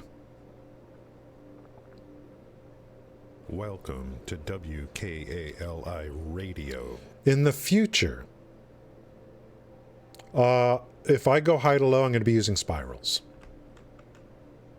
If you have a roundabout up here and a roundabout down here, and if you have this incline, I get trains that get stuck here. So initially what I did was, this part I just routed way over here on a very slight incline coming down with just block signals all the way over to here to fix it. I found that to be kind of interesting. Look at my tracks, how uneven they are. I just don't like.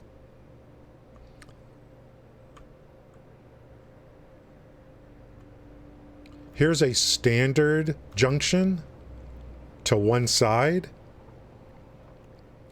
Compare it to a roundabout. The roundabout kicks this thing's ass every time.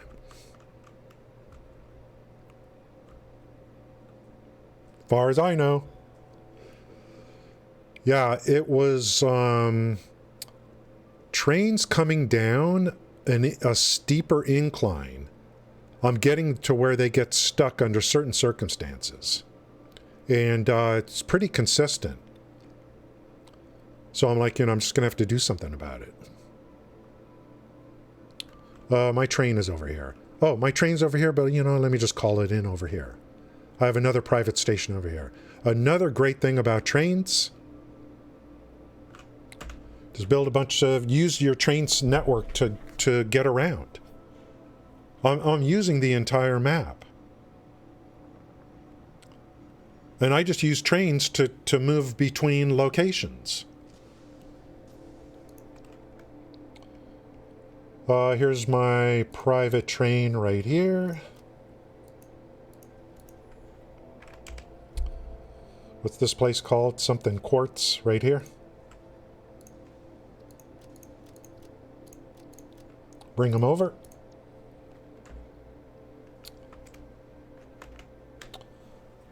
There's also, for the inputs for the nuclear, there's actually some local resources that are right here for that.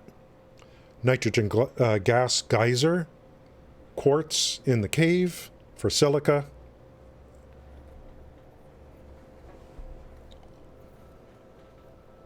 I can't think of a better place for nuclear than up here in the North Ocean. There's a what are you talking about, cool down? I don't think so. Have you ever played this game? And then... Hey now. What the... And then all of a sudden, you see this entire area flashing because one train got stuck.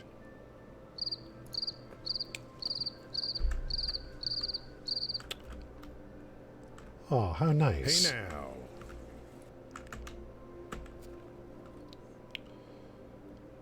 Let me show you my first spiral, which was pretty important as well. We're getting closer to start a new game.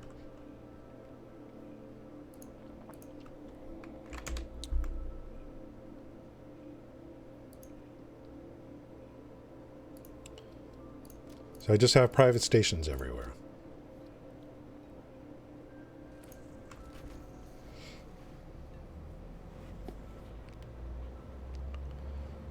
We'll go over all this stuff with train stations, signaling. I'd say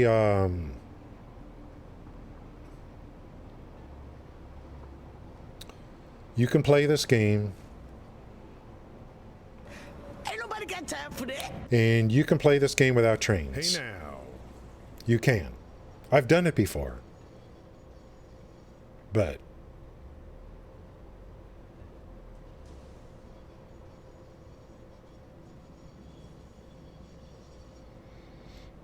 plus they're fun looking.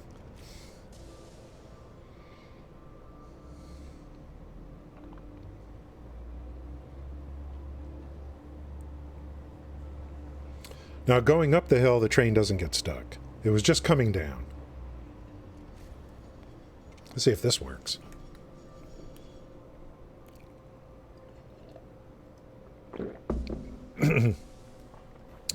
I go a maximum of 4 freight cars. I don't know if you can go more. I guess you can.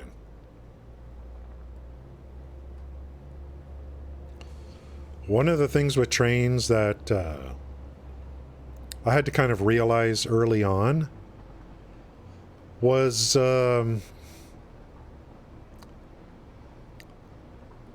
like, as long as you have 2 points, as long as there is a valid path, if you tell the train where to go, it will do it. As long as you have a valid path, the train will find its way there.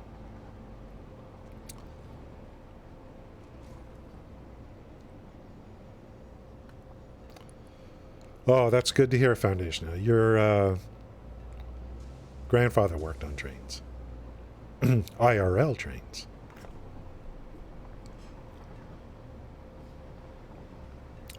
I make a lot of derived factories here in the Red Desert. There's not a lot of pure nodes. And that'll also be one of my tips for new players when I get into a new save. In terms of nodes. We're at 2 hours and 20 minutes on my first stream in 4 months. It feels like I've been streaming 6 hours. So getting back into streaming, how's it going, Caw? Getting back into streaming is going to be kind of a, you know, I'm going to have to work my way back into it.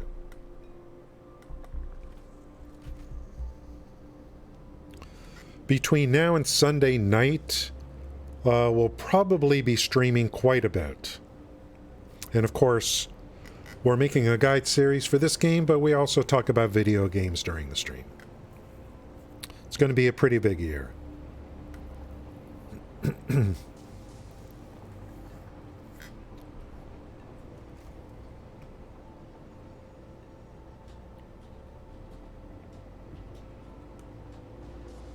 Starfield, Diablo 4. Well, at least with Diablo 4, we have a release date. I don't know if Diablo 4 is going to be any good. I don't know. I bought it.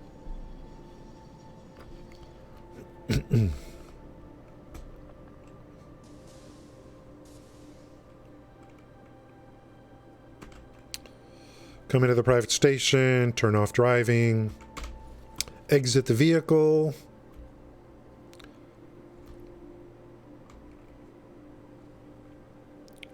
Let me just show you the first train spiral I made. This allows you to go from high to low in a very short space.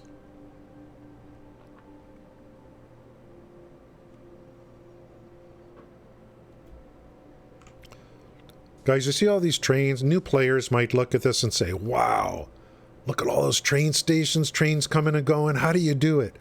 Dude, when I first saw other people doing this, I'm like, I ain't never going to be able to do that. There's no way I'm ever going to be able to figure, I'm never going to be able to do this. Believe me, if I can do it, you can do it.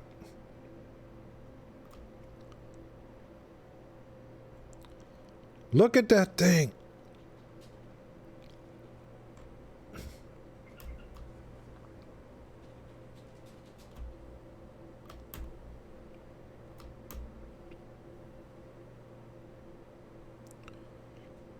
I did this a couple days ago. Yeah, I'm looking back on this build. I'm thinking about all the the blueprint designer is, look at this. Holy frick, dude. Look at how you can go from high ground to low ground and back in a very small horizontal area. So, instead of some long grade, you're way up here and you want to go down here, let's make 1 meter ramps or 2 meter ramps.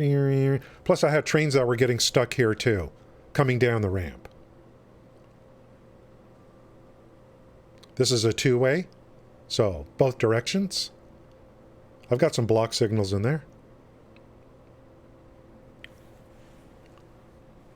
We'll go over all of this when the time comes on the new save.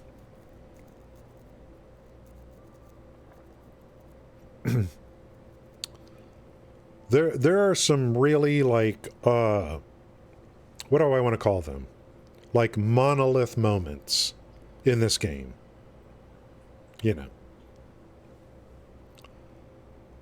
Just like coal power is a monolith moment to me because it starts to automate the power production. Zooping,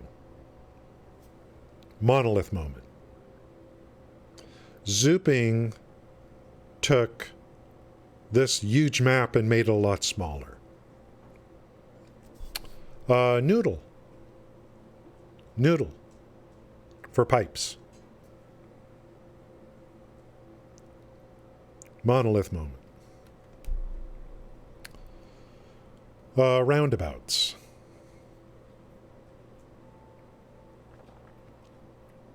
Monolith moment for me.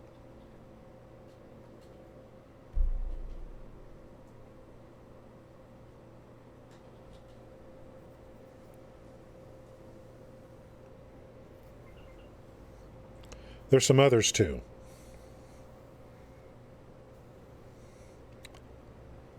Here's the new one. That's a monolith moment. And the more I think about it,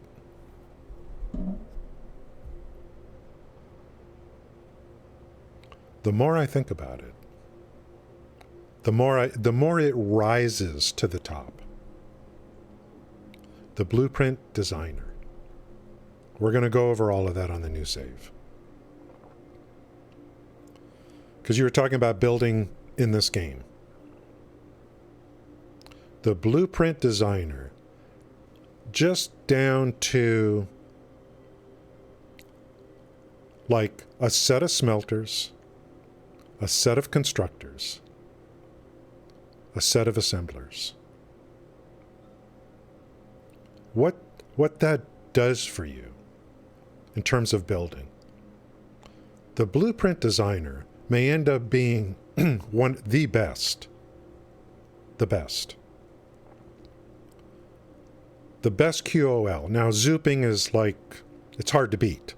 Zooping's hard to beat. Anyway, here we go. High ground to low ground in a very small area. This is the first one I've done. And there was another streamer that actually showed me how he did it several days ago. And I'm like, well, as soon as I get back into the game, that's what I'm going to do.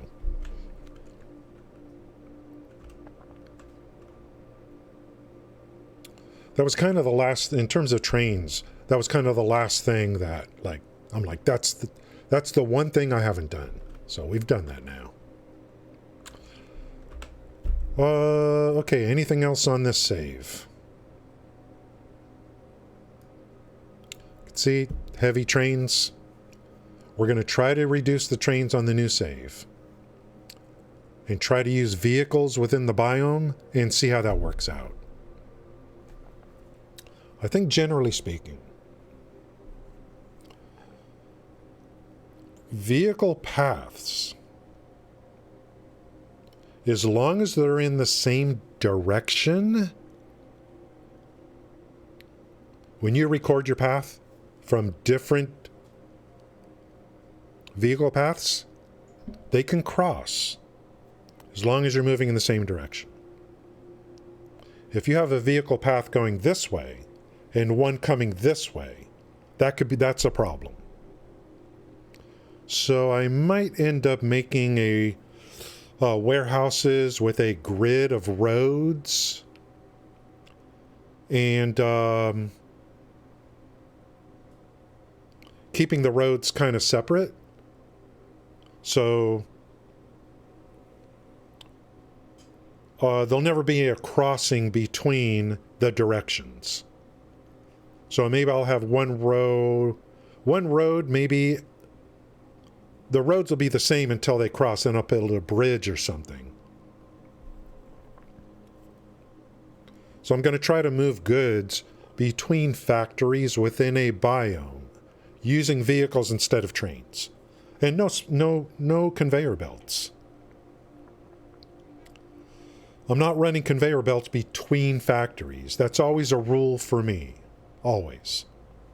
Because I mean, that's what you do as a new player. That's how I feel. Maybe it'll be a thing again. You know, maybe it's something that's like, you know, you should do it.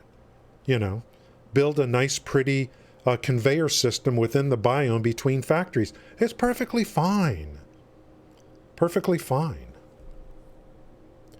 Running conveyors all over the map, pipes all over the map, just starts to get messy.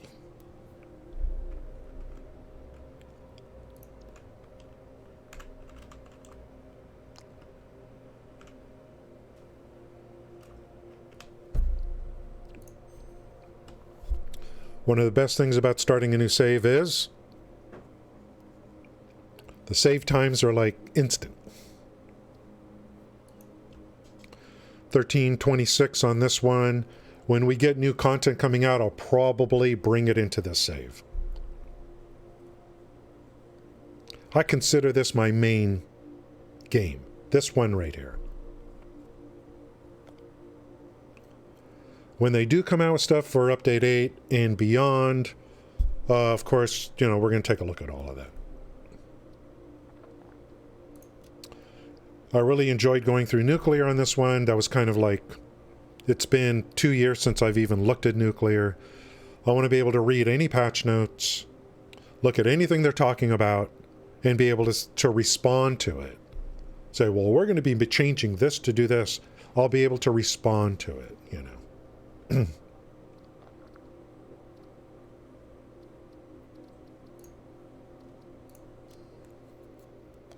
Dun, dun, dun, dun, dun, dun, dun, dun,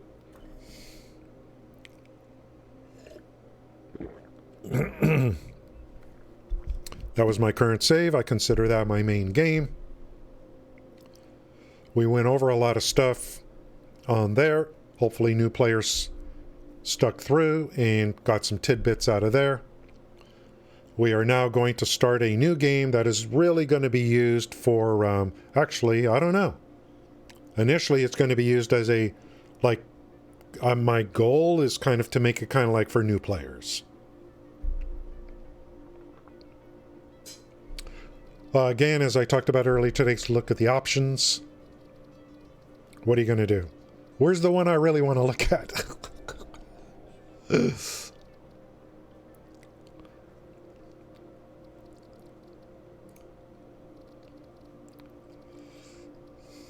Not in this screen.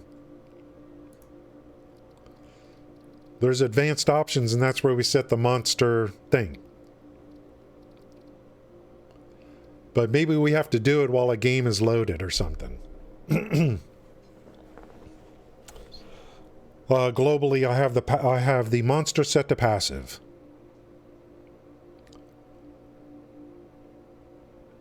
Especially for this build. Now you can change the monster passivity anytime you want. If you get tired of them, you could turn it off. We are not going to skip the intro. I mean, I like the intro, so I don't skip anything.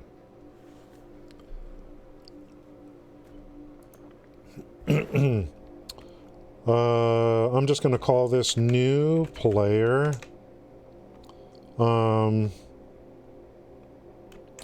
Guide. Save. New player guide save.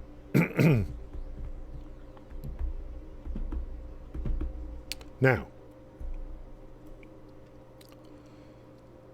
there are 4 starting zones. It's funny. This first one, it says ideal for first-time pioneers. So if you're a new player, you're gonna like, you know, what's the inclination as a new player? I want the easiest thing possible. I want to, you know, I want to learn the game. I don't want to go difficult.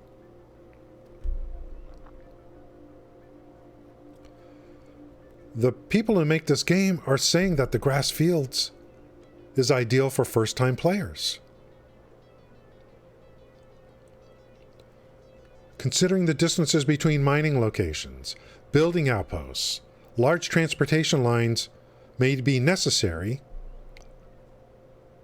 This talks about because of its open, relatively flat fields. I don't agree with their description of this. I mean, yeah, okay, relatively open, flat fields, but if you're want to take this game to its ultimate conclusion and scale up, you want to be able to scale up with what I talked about earlier. Uranium power plants. Or whatever else is coming in the future that might want you to make mass quantities. I personally think this is the worst starting place, to be honest with you. Why? Because there's such a small amount of pure nodes here. How's it going, Crowbar? I've seen you in some other people's streams. Do you know what? I always have Satisfactory streams up. Always. For some reason. Even if I'm not playing this game. There's something about it. So you've been here before. Yeah, obviously, yeah, it's not first time. Your name is very familiar to me. I was watching I had someone else's stream up, and I saw, oh, Crowbar, I know that person.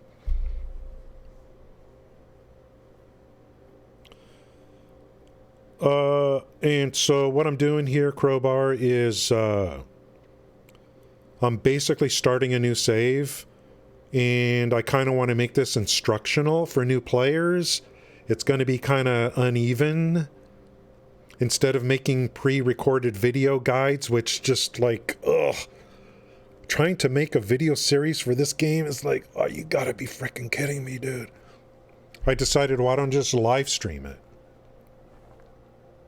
We went over my current build all the way to nuclear, trains, everything. So now we're going to start a new save. Any of you that play this game a lot, you know. Starting a new save is no small task. It's a huge decision to start a new save. But we're going to do it for, hopefully, to help new players. First thing is, we talked about passivity, the game modes. I've turned creatures to passive. They've gotten to a point where they're just annoying to me. And that'll make it easier to find hard drives too, to pick up the hard drives. Starting location. Yeah, thanks, Crowbar. Video edit. Yeah, I've got video editors and stuff, but I just, I kind of miss streaming. I haven't streamed in it's been 4 months since I've streamed. So I'm like, well, this is a good opportunity to stream. Let's just start over and see if we can help new players.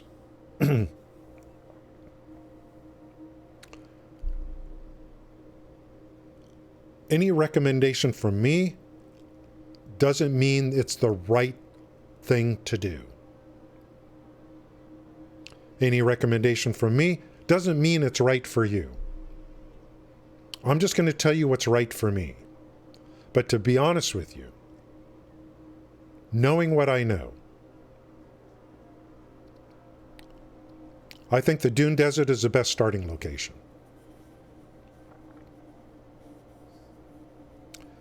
It's got so many pure nodes. It's open. You're like, if someone says, well, there's not a lot of plants to cut down, you're not going to be doing that very long. There's plenty there. Your first big goal in this game is to get to coal power, which is automated. This is my favorite starting location. And I'll tell you why. Because of all the pure nodes. When I start my first little starter, I put it on a pure node. That pure node is there forever. All I do is upgrade it. My first iron processing is going to be on a pure node. Because that MK1 is going to get upgraded to 2 and then 3. I ain't never leaving that node. That node is going to be making something forever. Why should I just don't want to start over here. I want to be on pure nodes from the beginning. That's why I like the Dune Desert. That's just me. It's nice and open. There's water there, good water for your coal plant. My favorite place is the Dune Desert to start. Even though the game says it's for advanced pioneers. I love the Dune Desert. Open space, all these pure nodes. My first limestone quarry on my previous build was right there. My first concrete was made on a pure node in the Dune Desert. Very first concrete. It's the only concrete node I ever needed in the game. Because I just kept upgrading it. Why not? Why should I want to build on pure nodes so that they can scale up later. When I lay down something in a little wall or something or a foundation, I don't want to do it again. That first iron node might possibly turn into a plate factory, which will service my entire playthrough of the game. Scale it up. I want nodes that I can scale up. I like the Dune Desert as a starting point.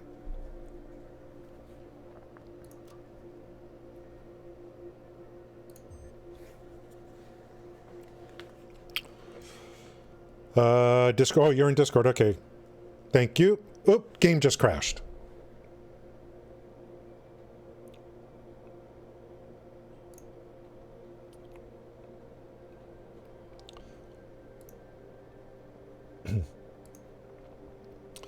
When you're switching between saves,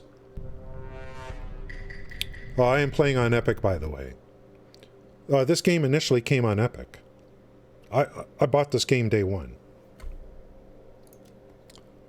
Did it, is my save here? No. I gotta start over.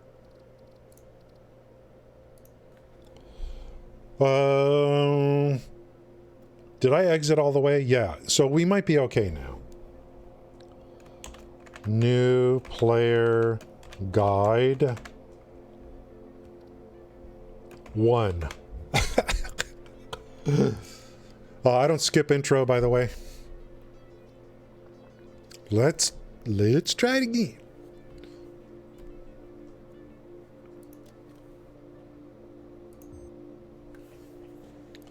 Sometimes if you keep reloading games and stuff like that, it's my game. I mean, it's you're opening yourself up for trouble. In terms of aesthetics, Attention Pioneer. The following instructional video is a summary of your impending duties. I don't know how far I'm going to go with this save. It's going to be very functional. Pioneers have 3 cyclical assigned pillars of work to ultimately accomplish project assembly. Okay, we're in the Dune Desert. That's my favorite starting point. It has the most pure nodes. Pure nodes get you more output. Get you more output. Make sure to report any unusual discoveries to R&D for analysis. There's like pure, normal, impure, and Expand your factories. we want as much output from the node as possible. Nodes in this game are infinite. They don't run out of material. Warning, planetfall imminent. Please remain seated during the procedure. Atmospheric entry in 5, 4, 3, 2, 1. Planetfall procedure initialized.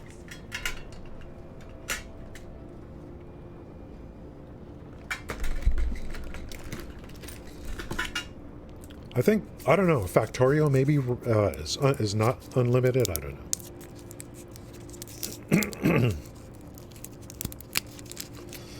know. What time is it? It's 8:50. As always, what's up, Gray? It's been 4 months. Streams. I cannot stream for extremely long period of time.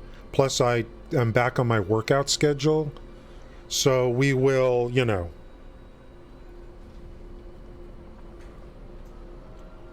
I just can't do like mega long streams. I mean, back in the old days, we used to stream on Twitch. Thanks, Foundational. This is huge. I mean, anyone that's played this game a long time, you start a new save, you start thinking to yourself, oh my God, look at everything I've done and what I would have to do over again. I mean, this is like...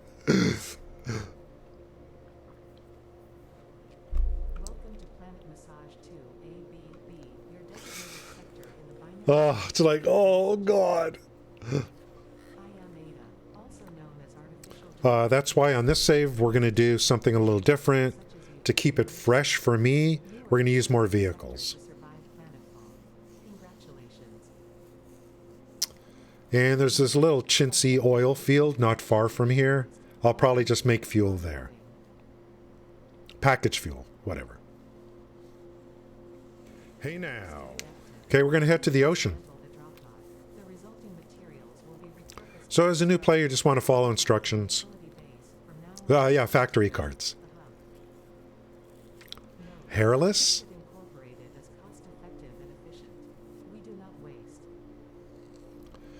Yeah, great. It's been 4 months. I've been lurking on some of your streams. You just don't know I'm there. I think Gray's trying to figure out, like, I'm not sure what he's trying to figure out. Is it ESO? Is it never, well, like, we were talking about MMOs earlier. We just feel like, where's the game that's like, where's the game we can put another 30,000 hours into, you know?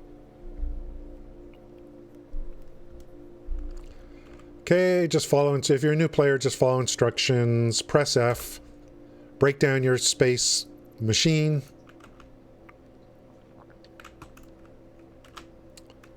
All important fix-it data and Follow instructions. recorded and stored in the codex, including these steps. We're trying to do new player guide here. It's not a game. I'm beginning to think it is not a game. Okay, press O. There's your codex. We'll be using this a lot. Parts, equipment, buildings.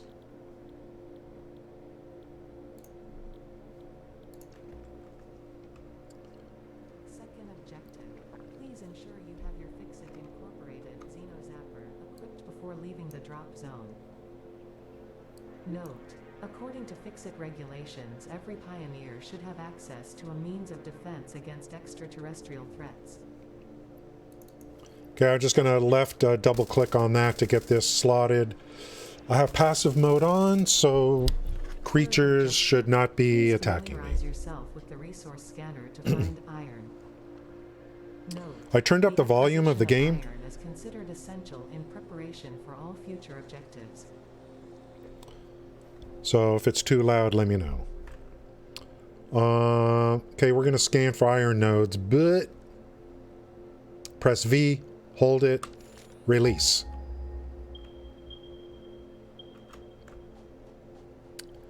There's iron nodes here, here, and everywhere. We're going to go east. And we're going to get next to a pure node.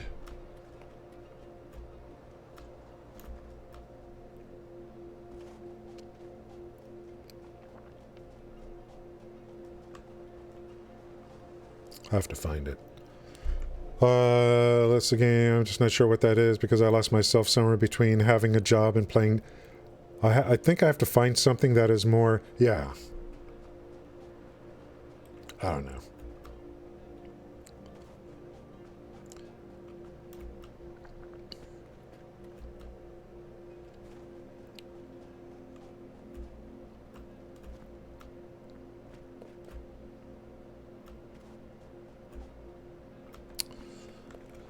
What I'm doing mentally right now, Gray, is I'm going to try to live stream this game with the intent of helping new players. And what I'm I strongly advise you to what I'm visit telling this myself is that I'm just using Twitch as a recording service. Twitch is recording this. Okay, guys, just kill this stuff. Pick up all these little things, and then get these artifacts. This is going to be used for future content. Just store those. I thought I had...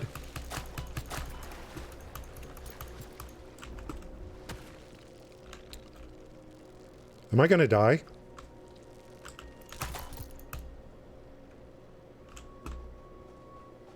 Let's check the game options.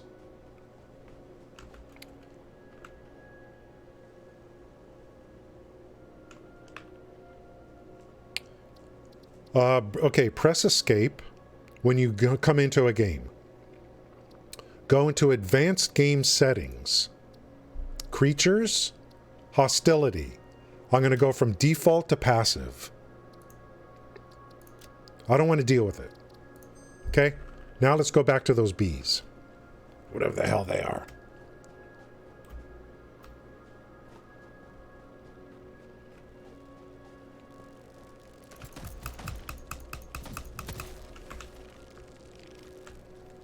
Okay. Hello? You little suckers, I hate you. Not so tough now, are you?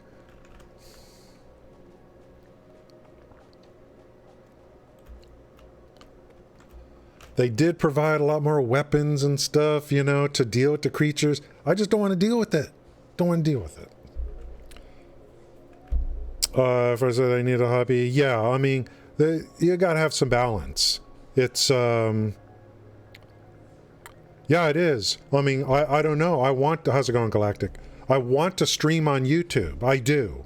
In fact, I was going back and forth in my brain. Should I just stream on YouTube? You know. But I thought for this, well, you know what? Let's stream on Twitch. Use it to record, I'm just going to think of Twitch as a recording device. Then get the video up to YouTube. If my YouTube channel grows in the future, I would stream more live on YouTube. What you need on YouTube is, you need a lot of subs. And you need them to have the notification bell turned on. Otherwise, it's very hard for discovery on YouTube, on live streaming. I would love to just live stream on YouTube. I would. That's not off the table.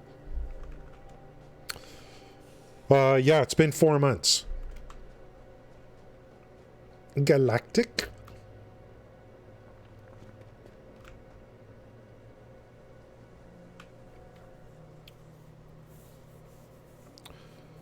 New players. I think we have reached my favorite location. The game wants me to harvest iron. Notice it says pure. Pure nodes will get you maximum quantity when you put down your mining machines. I only work with pure nodes for the most part. Here's a pure iron node. Extremely important. Early game, all the way through. We're going to build our hub in this area. This node will be used throughout the life cycle of this game for me. It's not, oh, just use this node and then move on later. No. It's a pure node. Scale it up throughout the life cycle of the game. This is why I want to be here. Did you need a break? Yeah, and I'm not going to stream as much as I used to. I guarantee you. I'm not going to stream as much as I used to. I think it's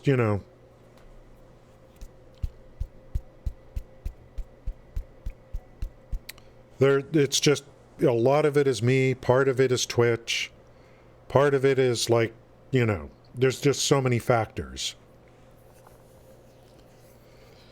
Yeah, how do you find someone in YouTube? I watch Dr. Disrespect because I have a notification bell turned on. So I know he's streaming live. He has millions and millions of subs on YouTube. He can get away with it. 30,000 viewers. If I stream Satisfactory on YouTube right now, there'll be 2 or 3 people at the most. Because, how do you know? You got to have people with the notification bell turned on. You need a lot of subs. Iron, pure.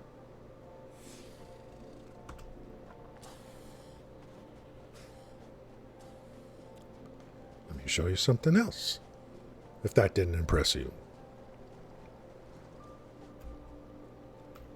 Because I want to give new players. I'm here to give, okay?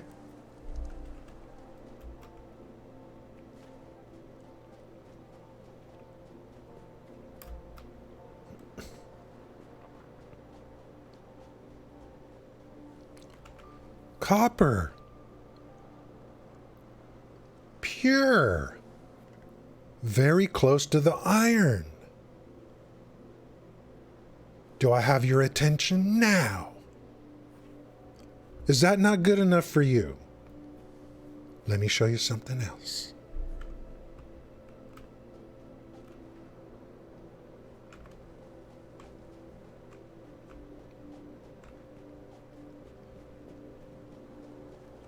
These are needed early game. Also, copper pure.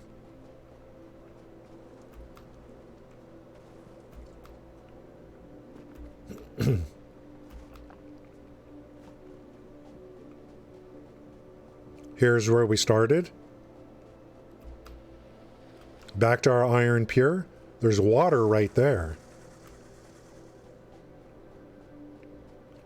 Let me show you something else.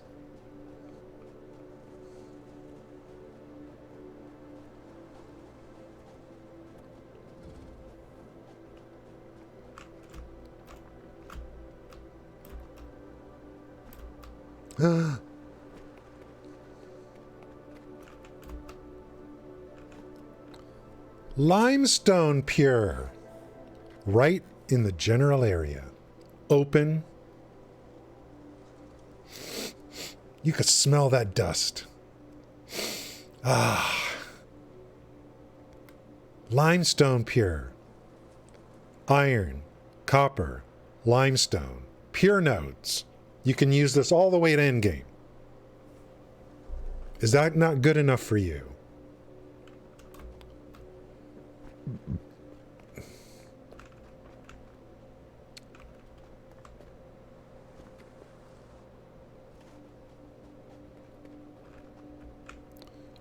Do you see that little rock down there?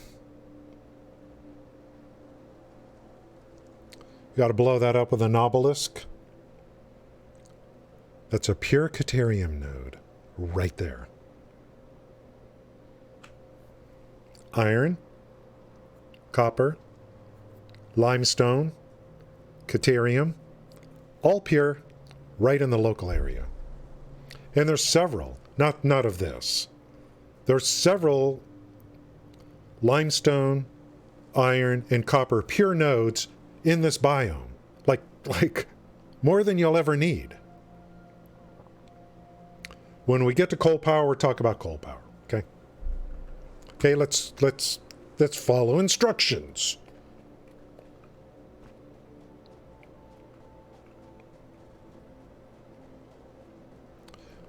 This is the area that the people who make this game tell you is for advanced pioneers. What I'm trying to tell you as a new player, what's so advanced about this? Why not start here?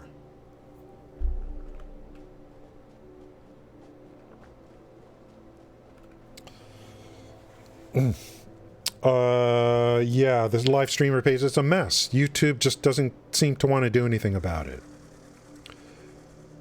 Sure, vids, take a break, yeah, log in. So, I mean, these streams I'm going to upload, and that's the best I can do for now.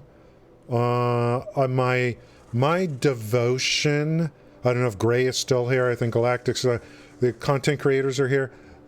My devotion, like as a quote-unquote content creator, is like, you know,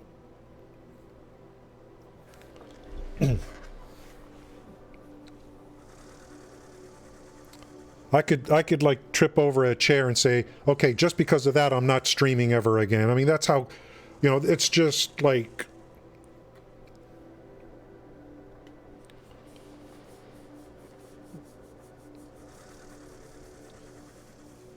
I'm just gonna I just really need like what I've decided to do here to try to help new players.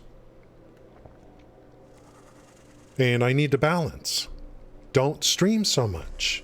Don't stream so much. It's a secondary. It's secondary. I need to tell myself that. Okay, let's do what the game tells us. We'll continue the process. Oh, what did I do? Here's another tip for new players. Stop. Fourth objective, build the hub. Note, to complete this objective, the resources salvaged from the drop pod will be consumed. Caution, ensure the hub is built on spacious open terrain close to the presence of iron sources. Failure to do so will likely result in non-optimal progress. This dude is growling. Okay. You can press E and hold E to mine ore. But if I'm holding E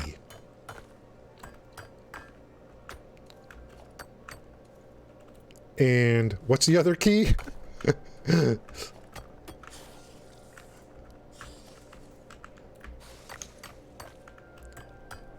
tab.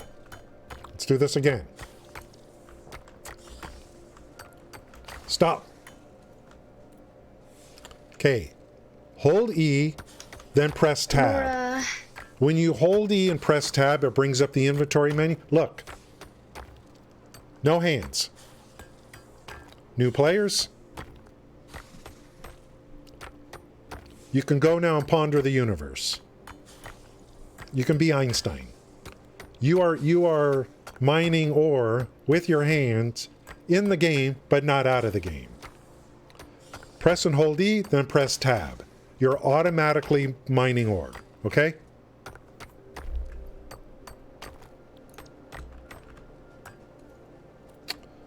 The game wants me to build a hub, so we'll just throw that up here. So I pressed Q to bring up the build menu. Bruh.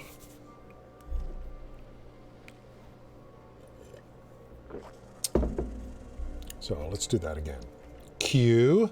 Okay, tab is inventory and your character build out. Inventory, character build out. Inventory slots. Okay. Q, build menu.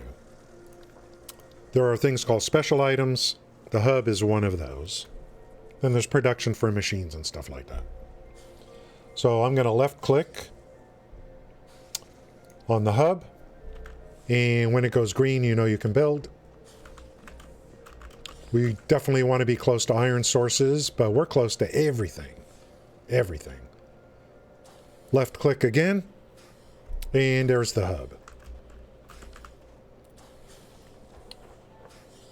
It says right here, build near iron nodes, but we're not just near iron nodes.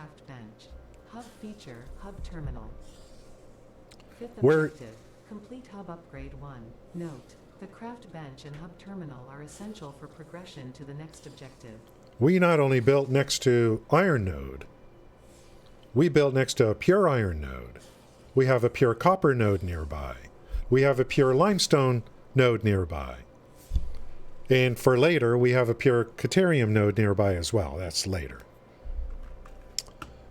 Okay, so we're going to go, there's two things here. There's a craft bench for crafting stuff. I can make ingots with this ore. There's also a hub terminal. Let's take a look at the hub terminal. Left click on hub upgrade 1, and this is what we're going to get by turning in 10 rods to it. This is the process. This process we're going to be doing all the way up through whatever, tier 8. Generally speaking. Making things, turning things in. Turn in 10 rods. What we get in return for that? We're going to get inventory slots. We're going to get the ability to make portable miners. And we're going to get something else called an equipment workshop. The portable miners will be made in that equipment workshop. So we'll craft them there. Not at the crafting bench. So some things we will be making in the equipment workshop. A lot of items that are consumed by the game will be made at the craft bench. So I need to make 10 rods. We have to do this all manually. We have no machines yet to do anything. And what I'm going to do is I'm going to select the milestone so that we see what we need. Milestone is selected. You can see in the top right, 10 rods. 10 rods. What's that over there? I see some shiny thing over there. Let's go take a look. What the hell is this?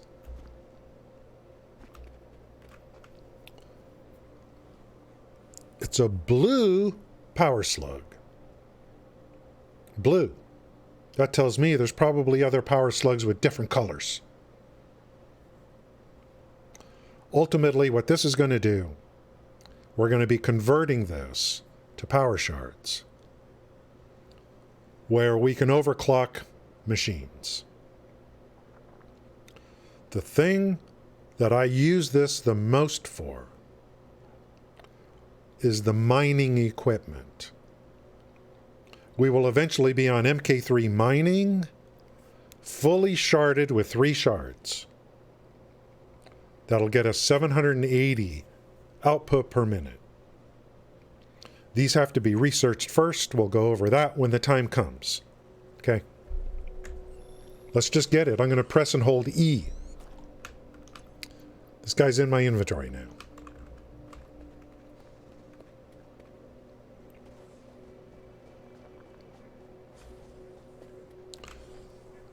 That blue slug is going to get consumed by the game.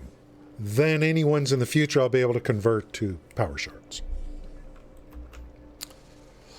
Okay, we need to make 10 rods. For this guy here. I pressed D to interact with it. He wants 10. 10 rods. Crafting bench. Here's rods. I want to make 10. I can't. Oh. I need iron ingots to make rods. Oh, here's iron ingots. How do you make iron ingots? Well, the base iron ore that we just took out of the ground can be used to make iron ingots. It can be crafted manually at a craft bench, which is what this is. In the future, we will be having machines tied to generation of the ore. Those machines will make the iron ingots for us. That starts the whole process. From manual extraction and creation to automated extraction and creation. What's the difference? This one I can do, and it doesn't require power. Automated extraction and creation. Those machines require power. That'll all become visible soon. Now I can left click and hold. See, the game wants to punish you for manually crafting things. They don't want to make it too good, because they want you to automate things eventually. You know what? I got a follow earlier and I forgot to thank them for the follow. Someone named JD. I'm an hour late, but thank you for the follow, JD. So I'm going to left click here and craft. But you have to hold it down. Look at this. Oh, God. I have to hold this down? No, you don't. No, you don't. How does it go now? Let me make sure. I think you hold it down and then you press the space bar. Let's try that. Is it space bar? No, you don't hold it down. You roll over and press the space bar. Don't hold down left click. Look. Look. No hands. No hands. Thanks for the follow, Login. Let's do this again. Oh, God. I have to manually make iron ingots. Interact with the machine. Roll over your cursor onto the craft button. Press the space bar. Look, Mom.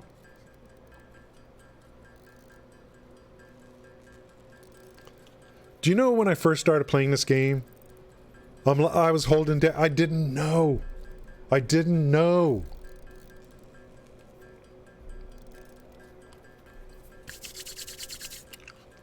What am I going to do with my hands now? Don't answer that. Log in.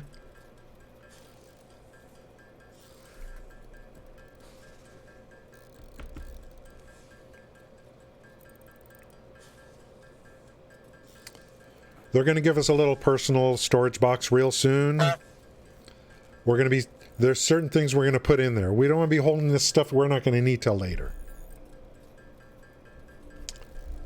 Okay, let's just go ahead and make ingots. All of this. We're going to take all the ore and make ingots from it. Then we're going to make some rods so we can turn them in. We'll make plates too. And let's look at the ratios. 1 ingot for 1 iron ore. So 1 to 1. Okay? 1 to 1. Okay, there's 129 ingots. The ratio from ingots to rods is 1 to 1. 1 ingot, 1 rod. Plates. You need 3 ingots to make 1 plate. Okay? Let's go ahead and make some rods first. And I'll make some plates too.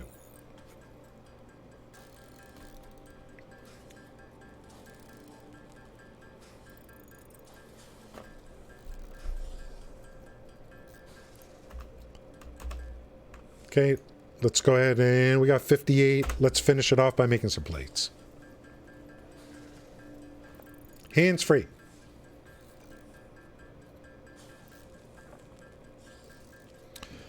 At the pace I'm going, you know, as a guide for new players, at the pace I'm going, we're probably looking at, this is going to be a 50,000 hour build. If we make it. Okay, we're going to go back to the hub terminal, press E, and I'm just going to double click here, or you could press Control and left click. Control and left click on something takes everything of that item. In. So we put 10 in, and now we can activate this.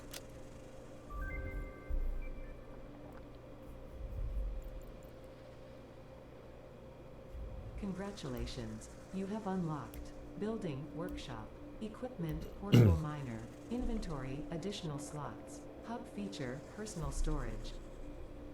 6th objective, complete hub upgrade 2. Note, portable miners require no power and will mine a node until their inventory is full. Note, multiple portable miners can be used on a single node. We're going to do that. Let's just take a quick look at this again, where we are and where we're going. We'll have to take a quick break in a minute. This is what we just did. Equipment Workshop. You get nothing! You lose! Good day, sir! I said good day. Do you know Tootsie is free on YouTube right now? Willy Wonka isn't, though. So this is where we were. We've done this. This is what it wants us to upgrade next, to do next. We're going to get smelters, power lines, copper ingot, ability to create copper ingots, ability to create copper wire, ability to create cable, which comes from copper wire, and the scanner update, instead of just iron on there, copper, we can scan the map for the location of copper ore. I already showed you where it is, though. Smelters, the thing I just did, turning ore into iron ingots, the automation of that will be done in smelters. Take the ore, turn it into ingots. So this is the next milestone. So let's select milestone. Here's the cost. Now, the hub is starting to change its look. As we kind of upgrade, it's going to look better and better. But it gave us this personal storage.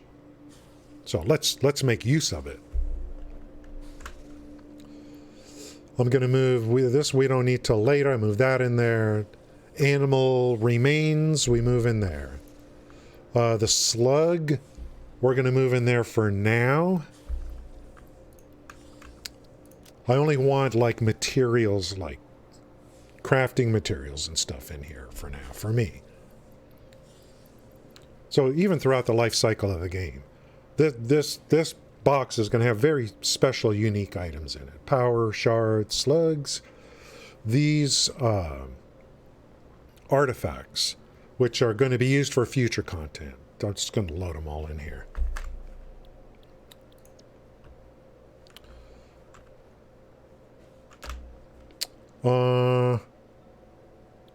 It looks like we already have enough for the next upgrade. We don't have to mine any more ore. We already have enough. Equipment workshop. That before we unlock the next one, let's make an equipment workshop. I'll just throw it over here. Notice I can make a craft bench now anywhere. Craft bench, equipment workshop. So everything that you could do here, that's a part of the hub, I can make a craft bench anywhere now to emulate this. As long as I have the materials. It's almost free. 3 rods and 3 plates. I can make a craft bench anywhere.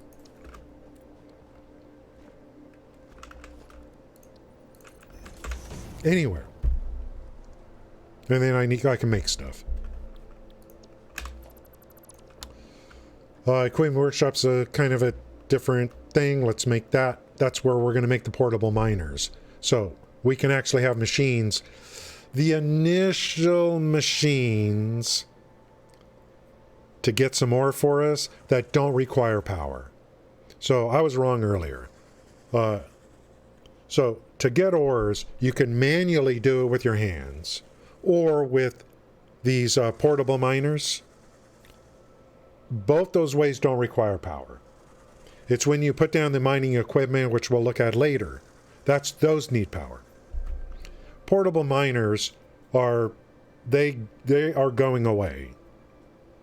Eventually, I mean, very short order, they're going away. Once we unlock MK Miner 1, they're pretty much going to go away. We're going to use those, though, to make the MK miners.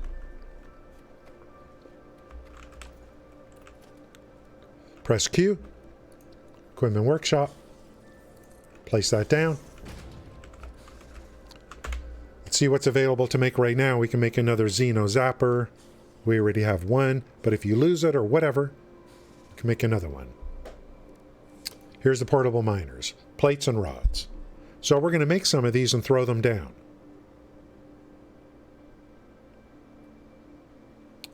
I'm going to throw them down on the copper node, the iron node, and the limestone node. I might as well. Might as well get ready. So I'm going to make, like, I don't know. Let's make some more rods and plates. And I'll make, like, I don't know, 12 of these. 4 for each site. And just get them down. And they'll mine up to 100. So I'm kind of looking forward a little bit. Just grab a little bit of this. Press E, then press Tab. When you first start out in this game, it's very, very manual. A lot of games start this way. It's all manual, slow.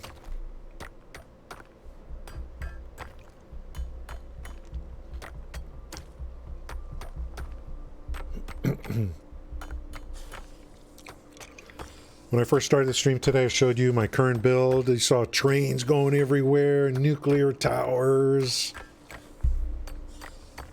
I didn't even show, like, all my production sites. All these factories. My aluminum. The aluminum production lines. I didn't even show that.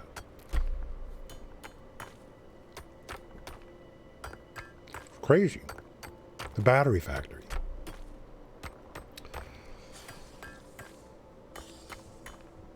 Okay, that's pretty good. Let's make some ingots.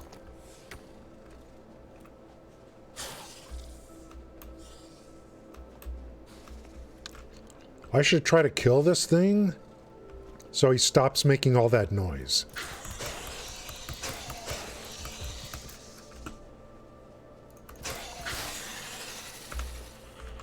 Plus, I need that stuff.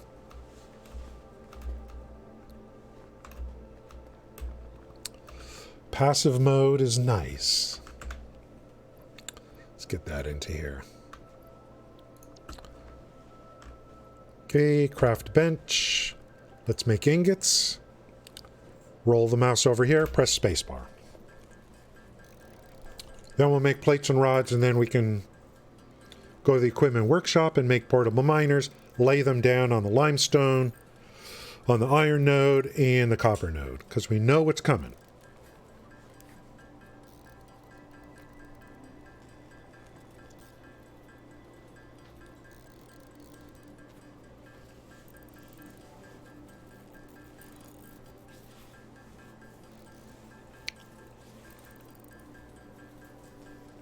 All the new, like all the streams I go into and the player, their stream title says, new save. I come in and this is usually what I see. What can you do? It's the way it is. We are going to take a quick break while this is going on. I'll be back in a minute.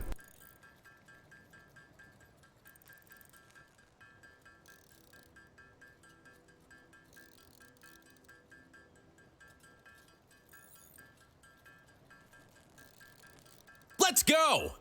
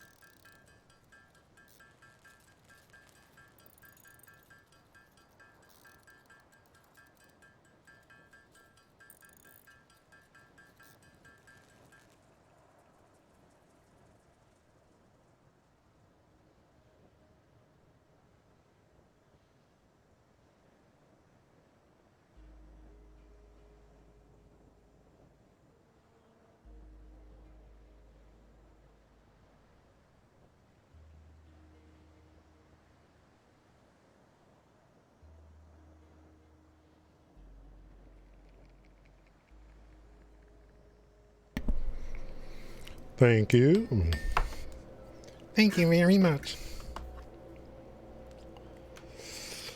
Oh, did we get a sub? Thank you. Foundational, appreciate. Yeah, 250. That's about right. You got that right. Thank you, thank you, thank you. Thank you guys for sticking around, especially the veterans, because we're moving pretty slow because we are trying to make this kind of a thing for new players. Okay, let's make the portable miners.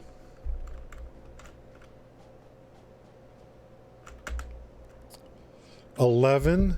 I want to make 12. We'll do 9.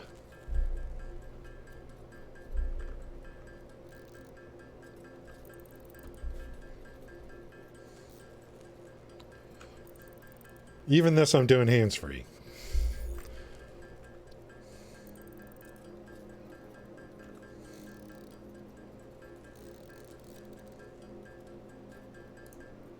Is that 9? 1, 2, 3, 4, 5, 6, 7, 8. Okay. Okay, let's come here to the iron node. Press tab. Double click. That puts it into my hands to replace this thing. And just going to left click to throw it down. Boop. And I like to spread them out. As long as you see this thing where you can pick up ore, you can place it down. Tab. Double click. Can I do this while that screen is open? No, I have to close this. And let's throw that right there. And we'll put one right here. Tab. Left click. Double click. And left click to put it down. So these guys are going to grind until they get to 100, then they're going to stop. Then I can grab all the goodies, or I can grab the goodies and pick up the miner too. Let's go do limestone and then copper. We'll do 3 on each for now.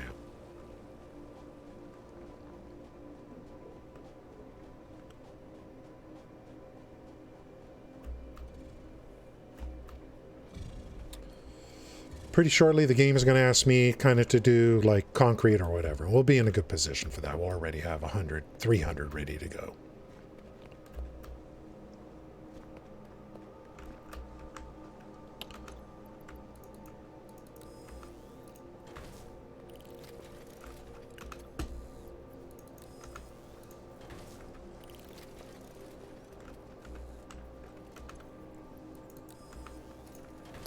Okay. 3 on the limestone. Let's go put 3 on the copper.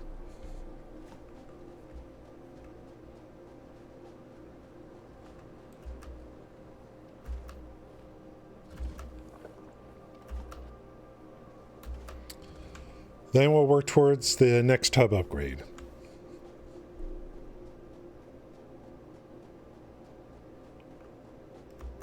See, these are full.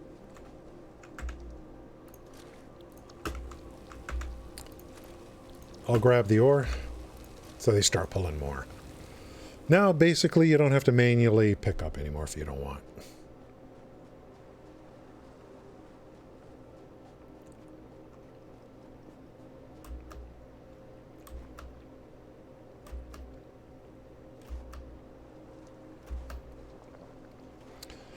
I don't know, it feels kind of like it's been so long since I streamed. I'm trying to, like, how do I feel right now? Oh. I think once you're a streamer, like, especially if you do it, like, I mean, I feel like once you're a streamer, you always are. You know, it's like something like that.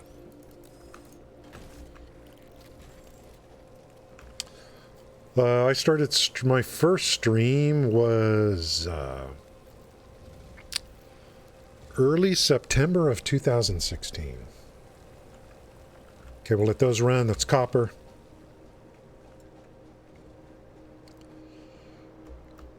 Back when Neverwinter was hopping, it was a pretty hopping place.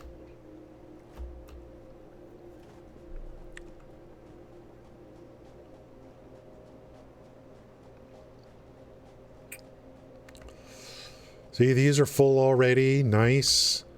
Let's make a bunch of ingots.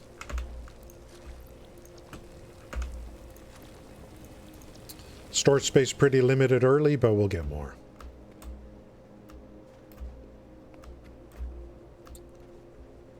So, like I said, everything we do, we're going to go over. I'm just going to assume that, you know, either someone who hasn't played the game or a very new player is going to play the game. When we see a hard drive, we'll talk about everything about it. Okay, let's make more ingots. Manually. No hands. Hover the cursor over that thing and just press spacebar. The first part of today's stream was going over my current build. Heavy focus on just like the trains, kind of, and my discovery of what my end game is. End game. And maybe that end game would be for you too. My end game, for now, based on the current version of the game, is uranium power plants. How many can I make? How many? That current build, I've made 60.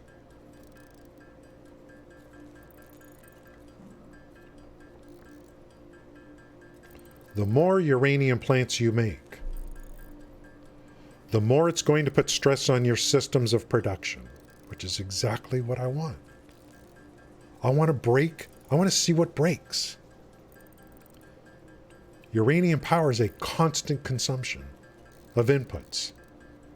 Can you make 60? Can you make 80? Can you make 100?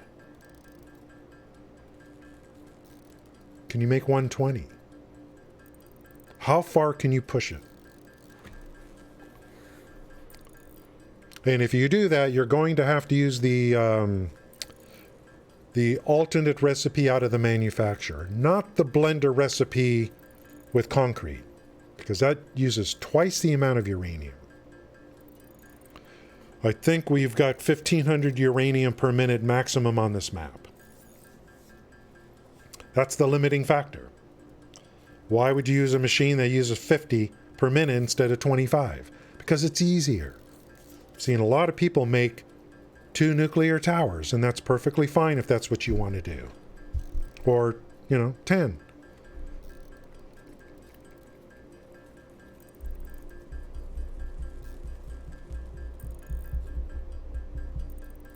Will we ever need that much power? Of course, that's a question. Who knows?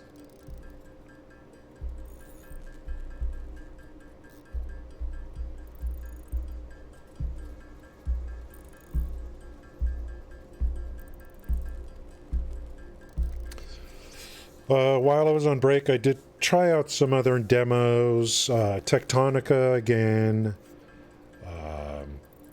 Planet Builder. There's some weird little building games that we'll keep an eye on in the future. The Planet Builder, I think, has 2 employees working on it. Tectonica's probably going to be pretty good. And Fabledom, there's a demo for that available on Steam.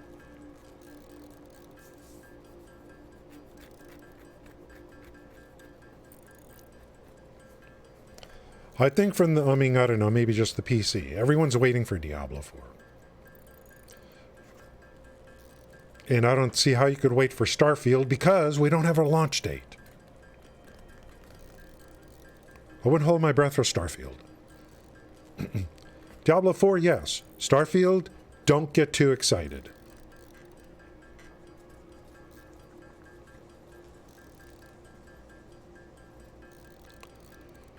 I'm not too excited for Starfield because I know there's going to be so much dialogue. It's going to be...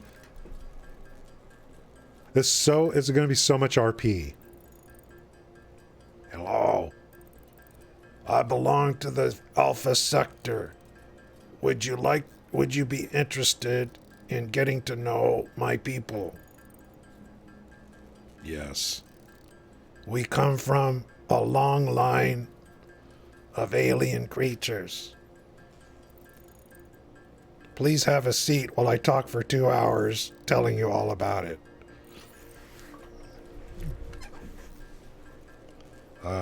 When do I get to build a spaceship? Let me tell you about...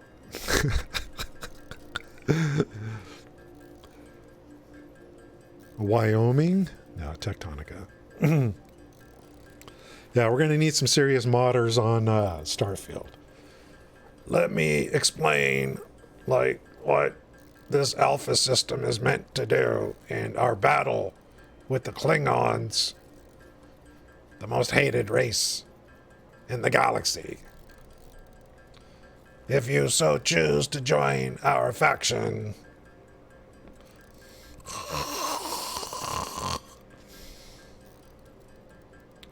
apparently there's 900,000 lines of dialogue in Starfield.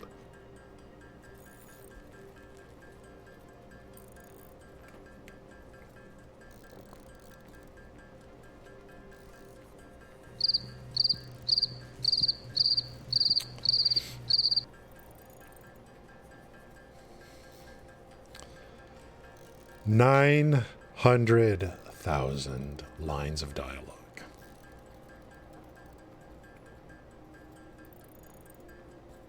It's a role player's dream. Genshin created a low-tier game to kill Tower of Fantasy. Hey now. Tower of Fantasy?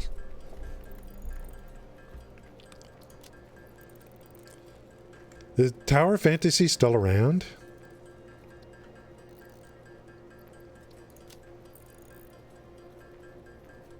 There's a lot of, like...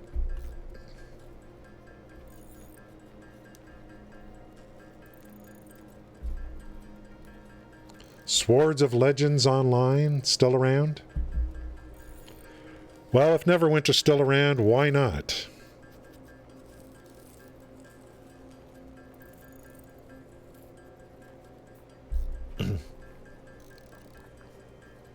Guys, we played some games here on the streams. I'm thinking about it now. We played some games.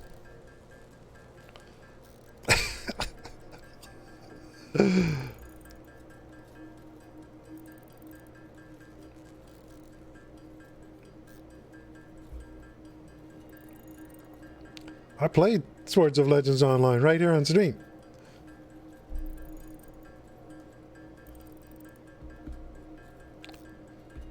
Not a bad game, actually.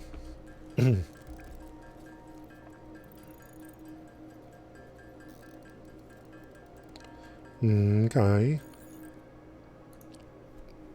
We might as well just go ahead and make some stuff. And then we'll unlock the next tier. Starflight. A remake. I think Todd may have actually talked about that. When Todd talked about the inspiration for Starfield, he did mention some games. That might have been one of them. We're supposed to get another deep dive event for Starfield, and I don't know when that's coming. I certainly stopped making videos for it, because, I mean, if we're going to get a deep dive event, why make videos till after the event?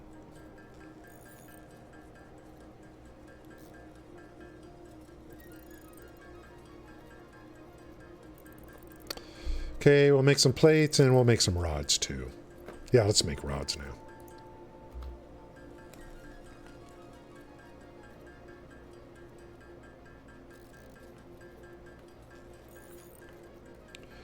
Three hours and 44 minutes on the stream.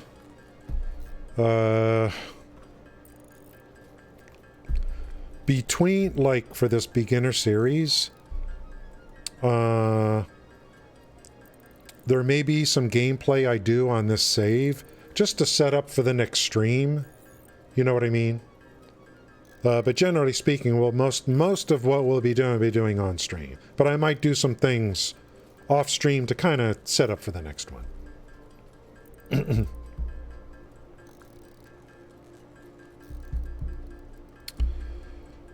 Made you upgrade the PC. That was, I don't know what Wyoming is. That's a state in America. The game that was, guys. The ARPG. What was that called? No one plays it? It's still around?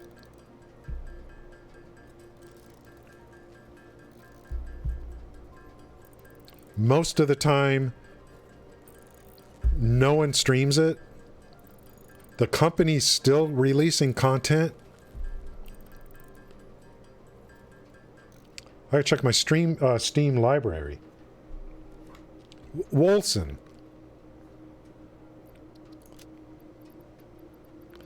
Wolson, Lords of Mayhem. Okay, guys, we're ready. Okay, Hub Upgrade 2. What are we going to get? Like I said. Power line use? Nice. But you need wire and cable, so this makes sense. Copper, copper, copper. Smelter to make ingots, that's good, but, like, don't care about that yet. Here's the input, so let's feed the system. You can just double click on this.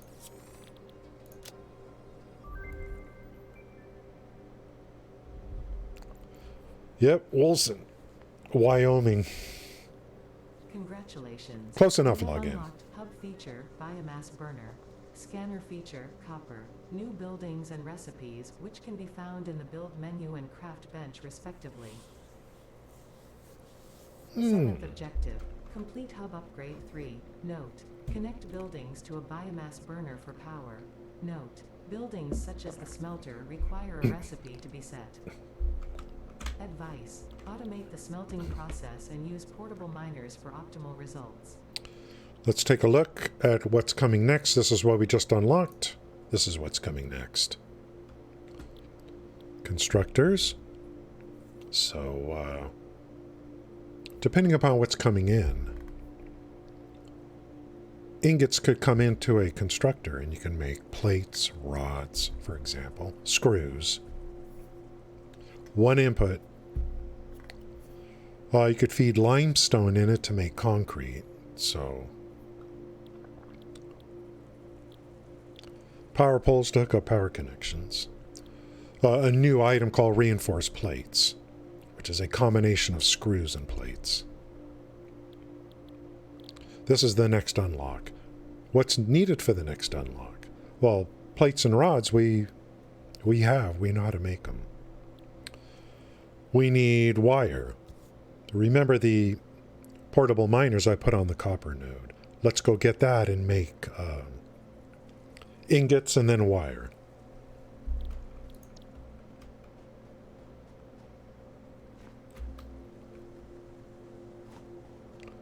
Concrete's going to be important because we're going to be making foundations with it. Nice flat foundations to put machines on. And I noticed a lot of new players putting constructors and smelters right on the ground. And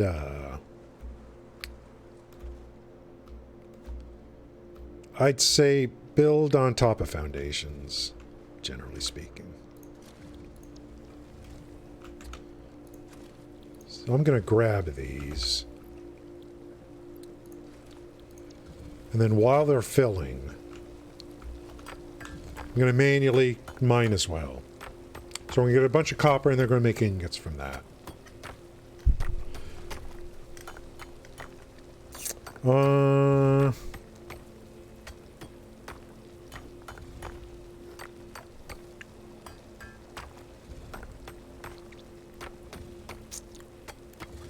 like I said, between now and Sunday, we might have quite a few streams pretty consistently, but I will, you guys know me. It's like, we're already in marathon territory for me.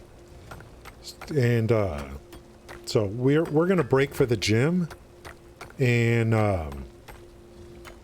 then we'll just pick up where we left off on the next stream.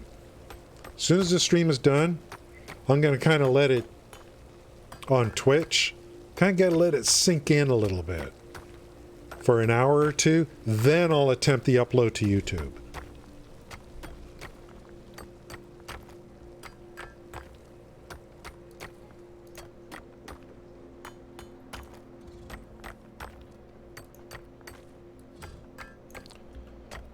I don't know, man. It just feels like it feels good. Like it, it feels good to do a stream again. I mean, it really does.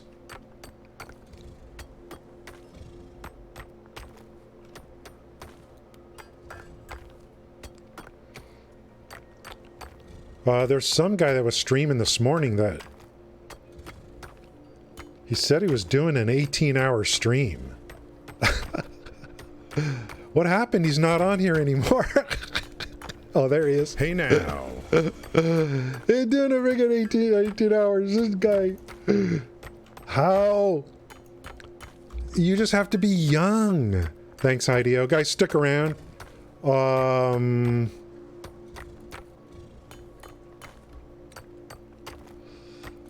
How do you do 18-hour streams? How is it possible? How can you possibly do that?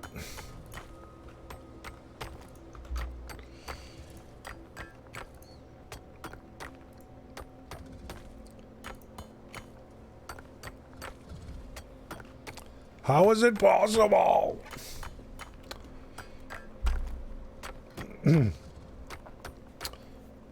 I do want to thank you guys coming into. Did I start a raid? Yeah, thank you guys for coming in. I appreciate it. It's been 4 months. Only Bear Shark is streaming this game, 18-hour stream, and we'll continue on with the tutorial for new players. So I'm going to upload this to YouTube. You're on YouTube. I hope this helps some people. We're going to go over everything we're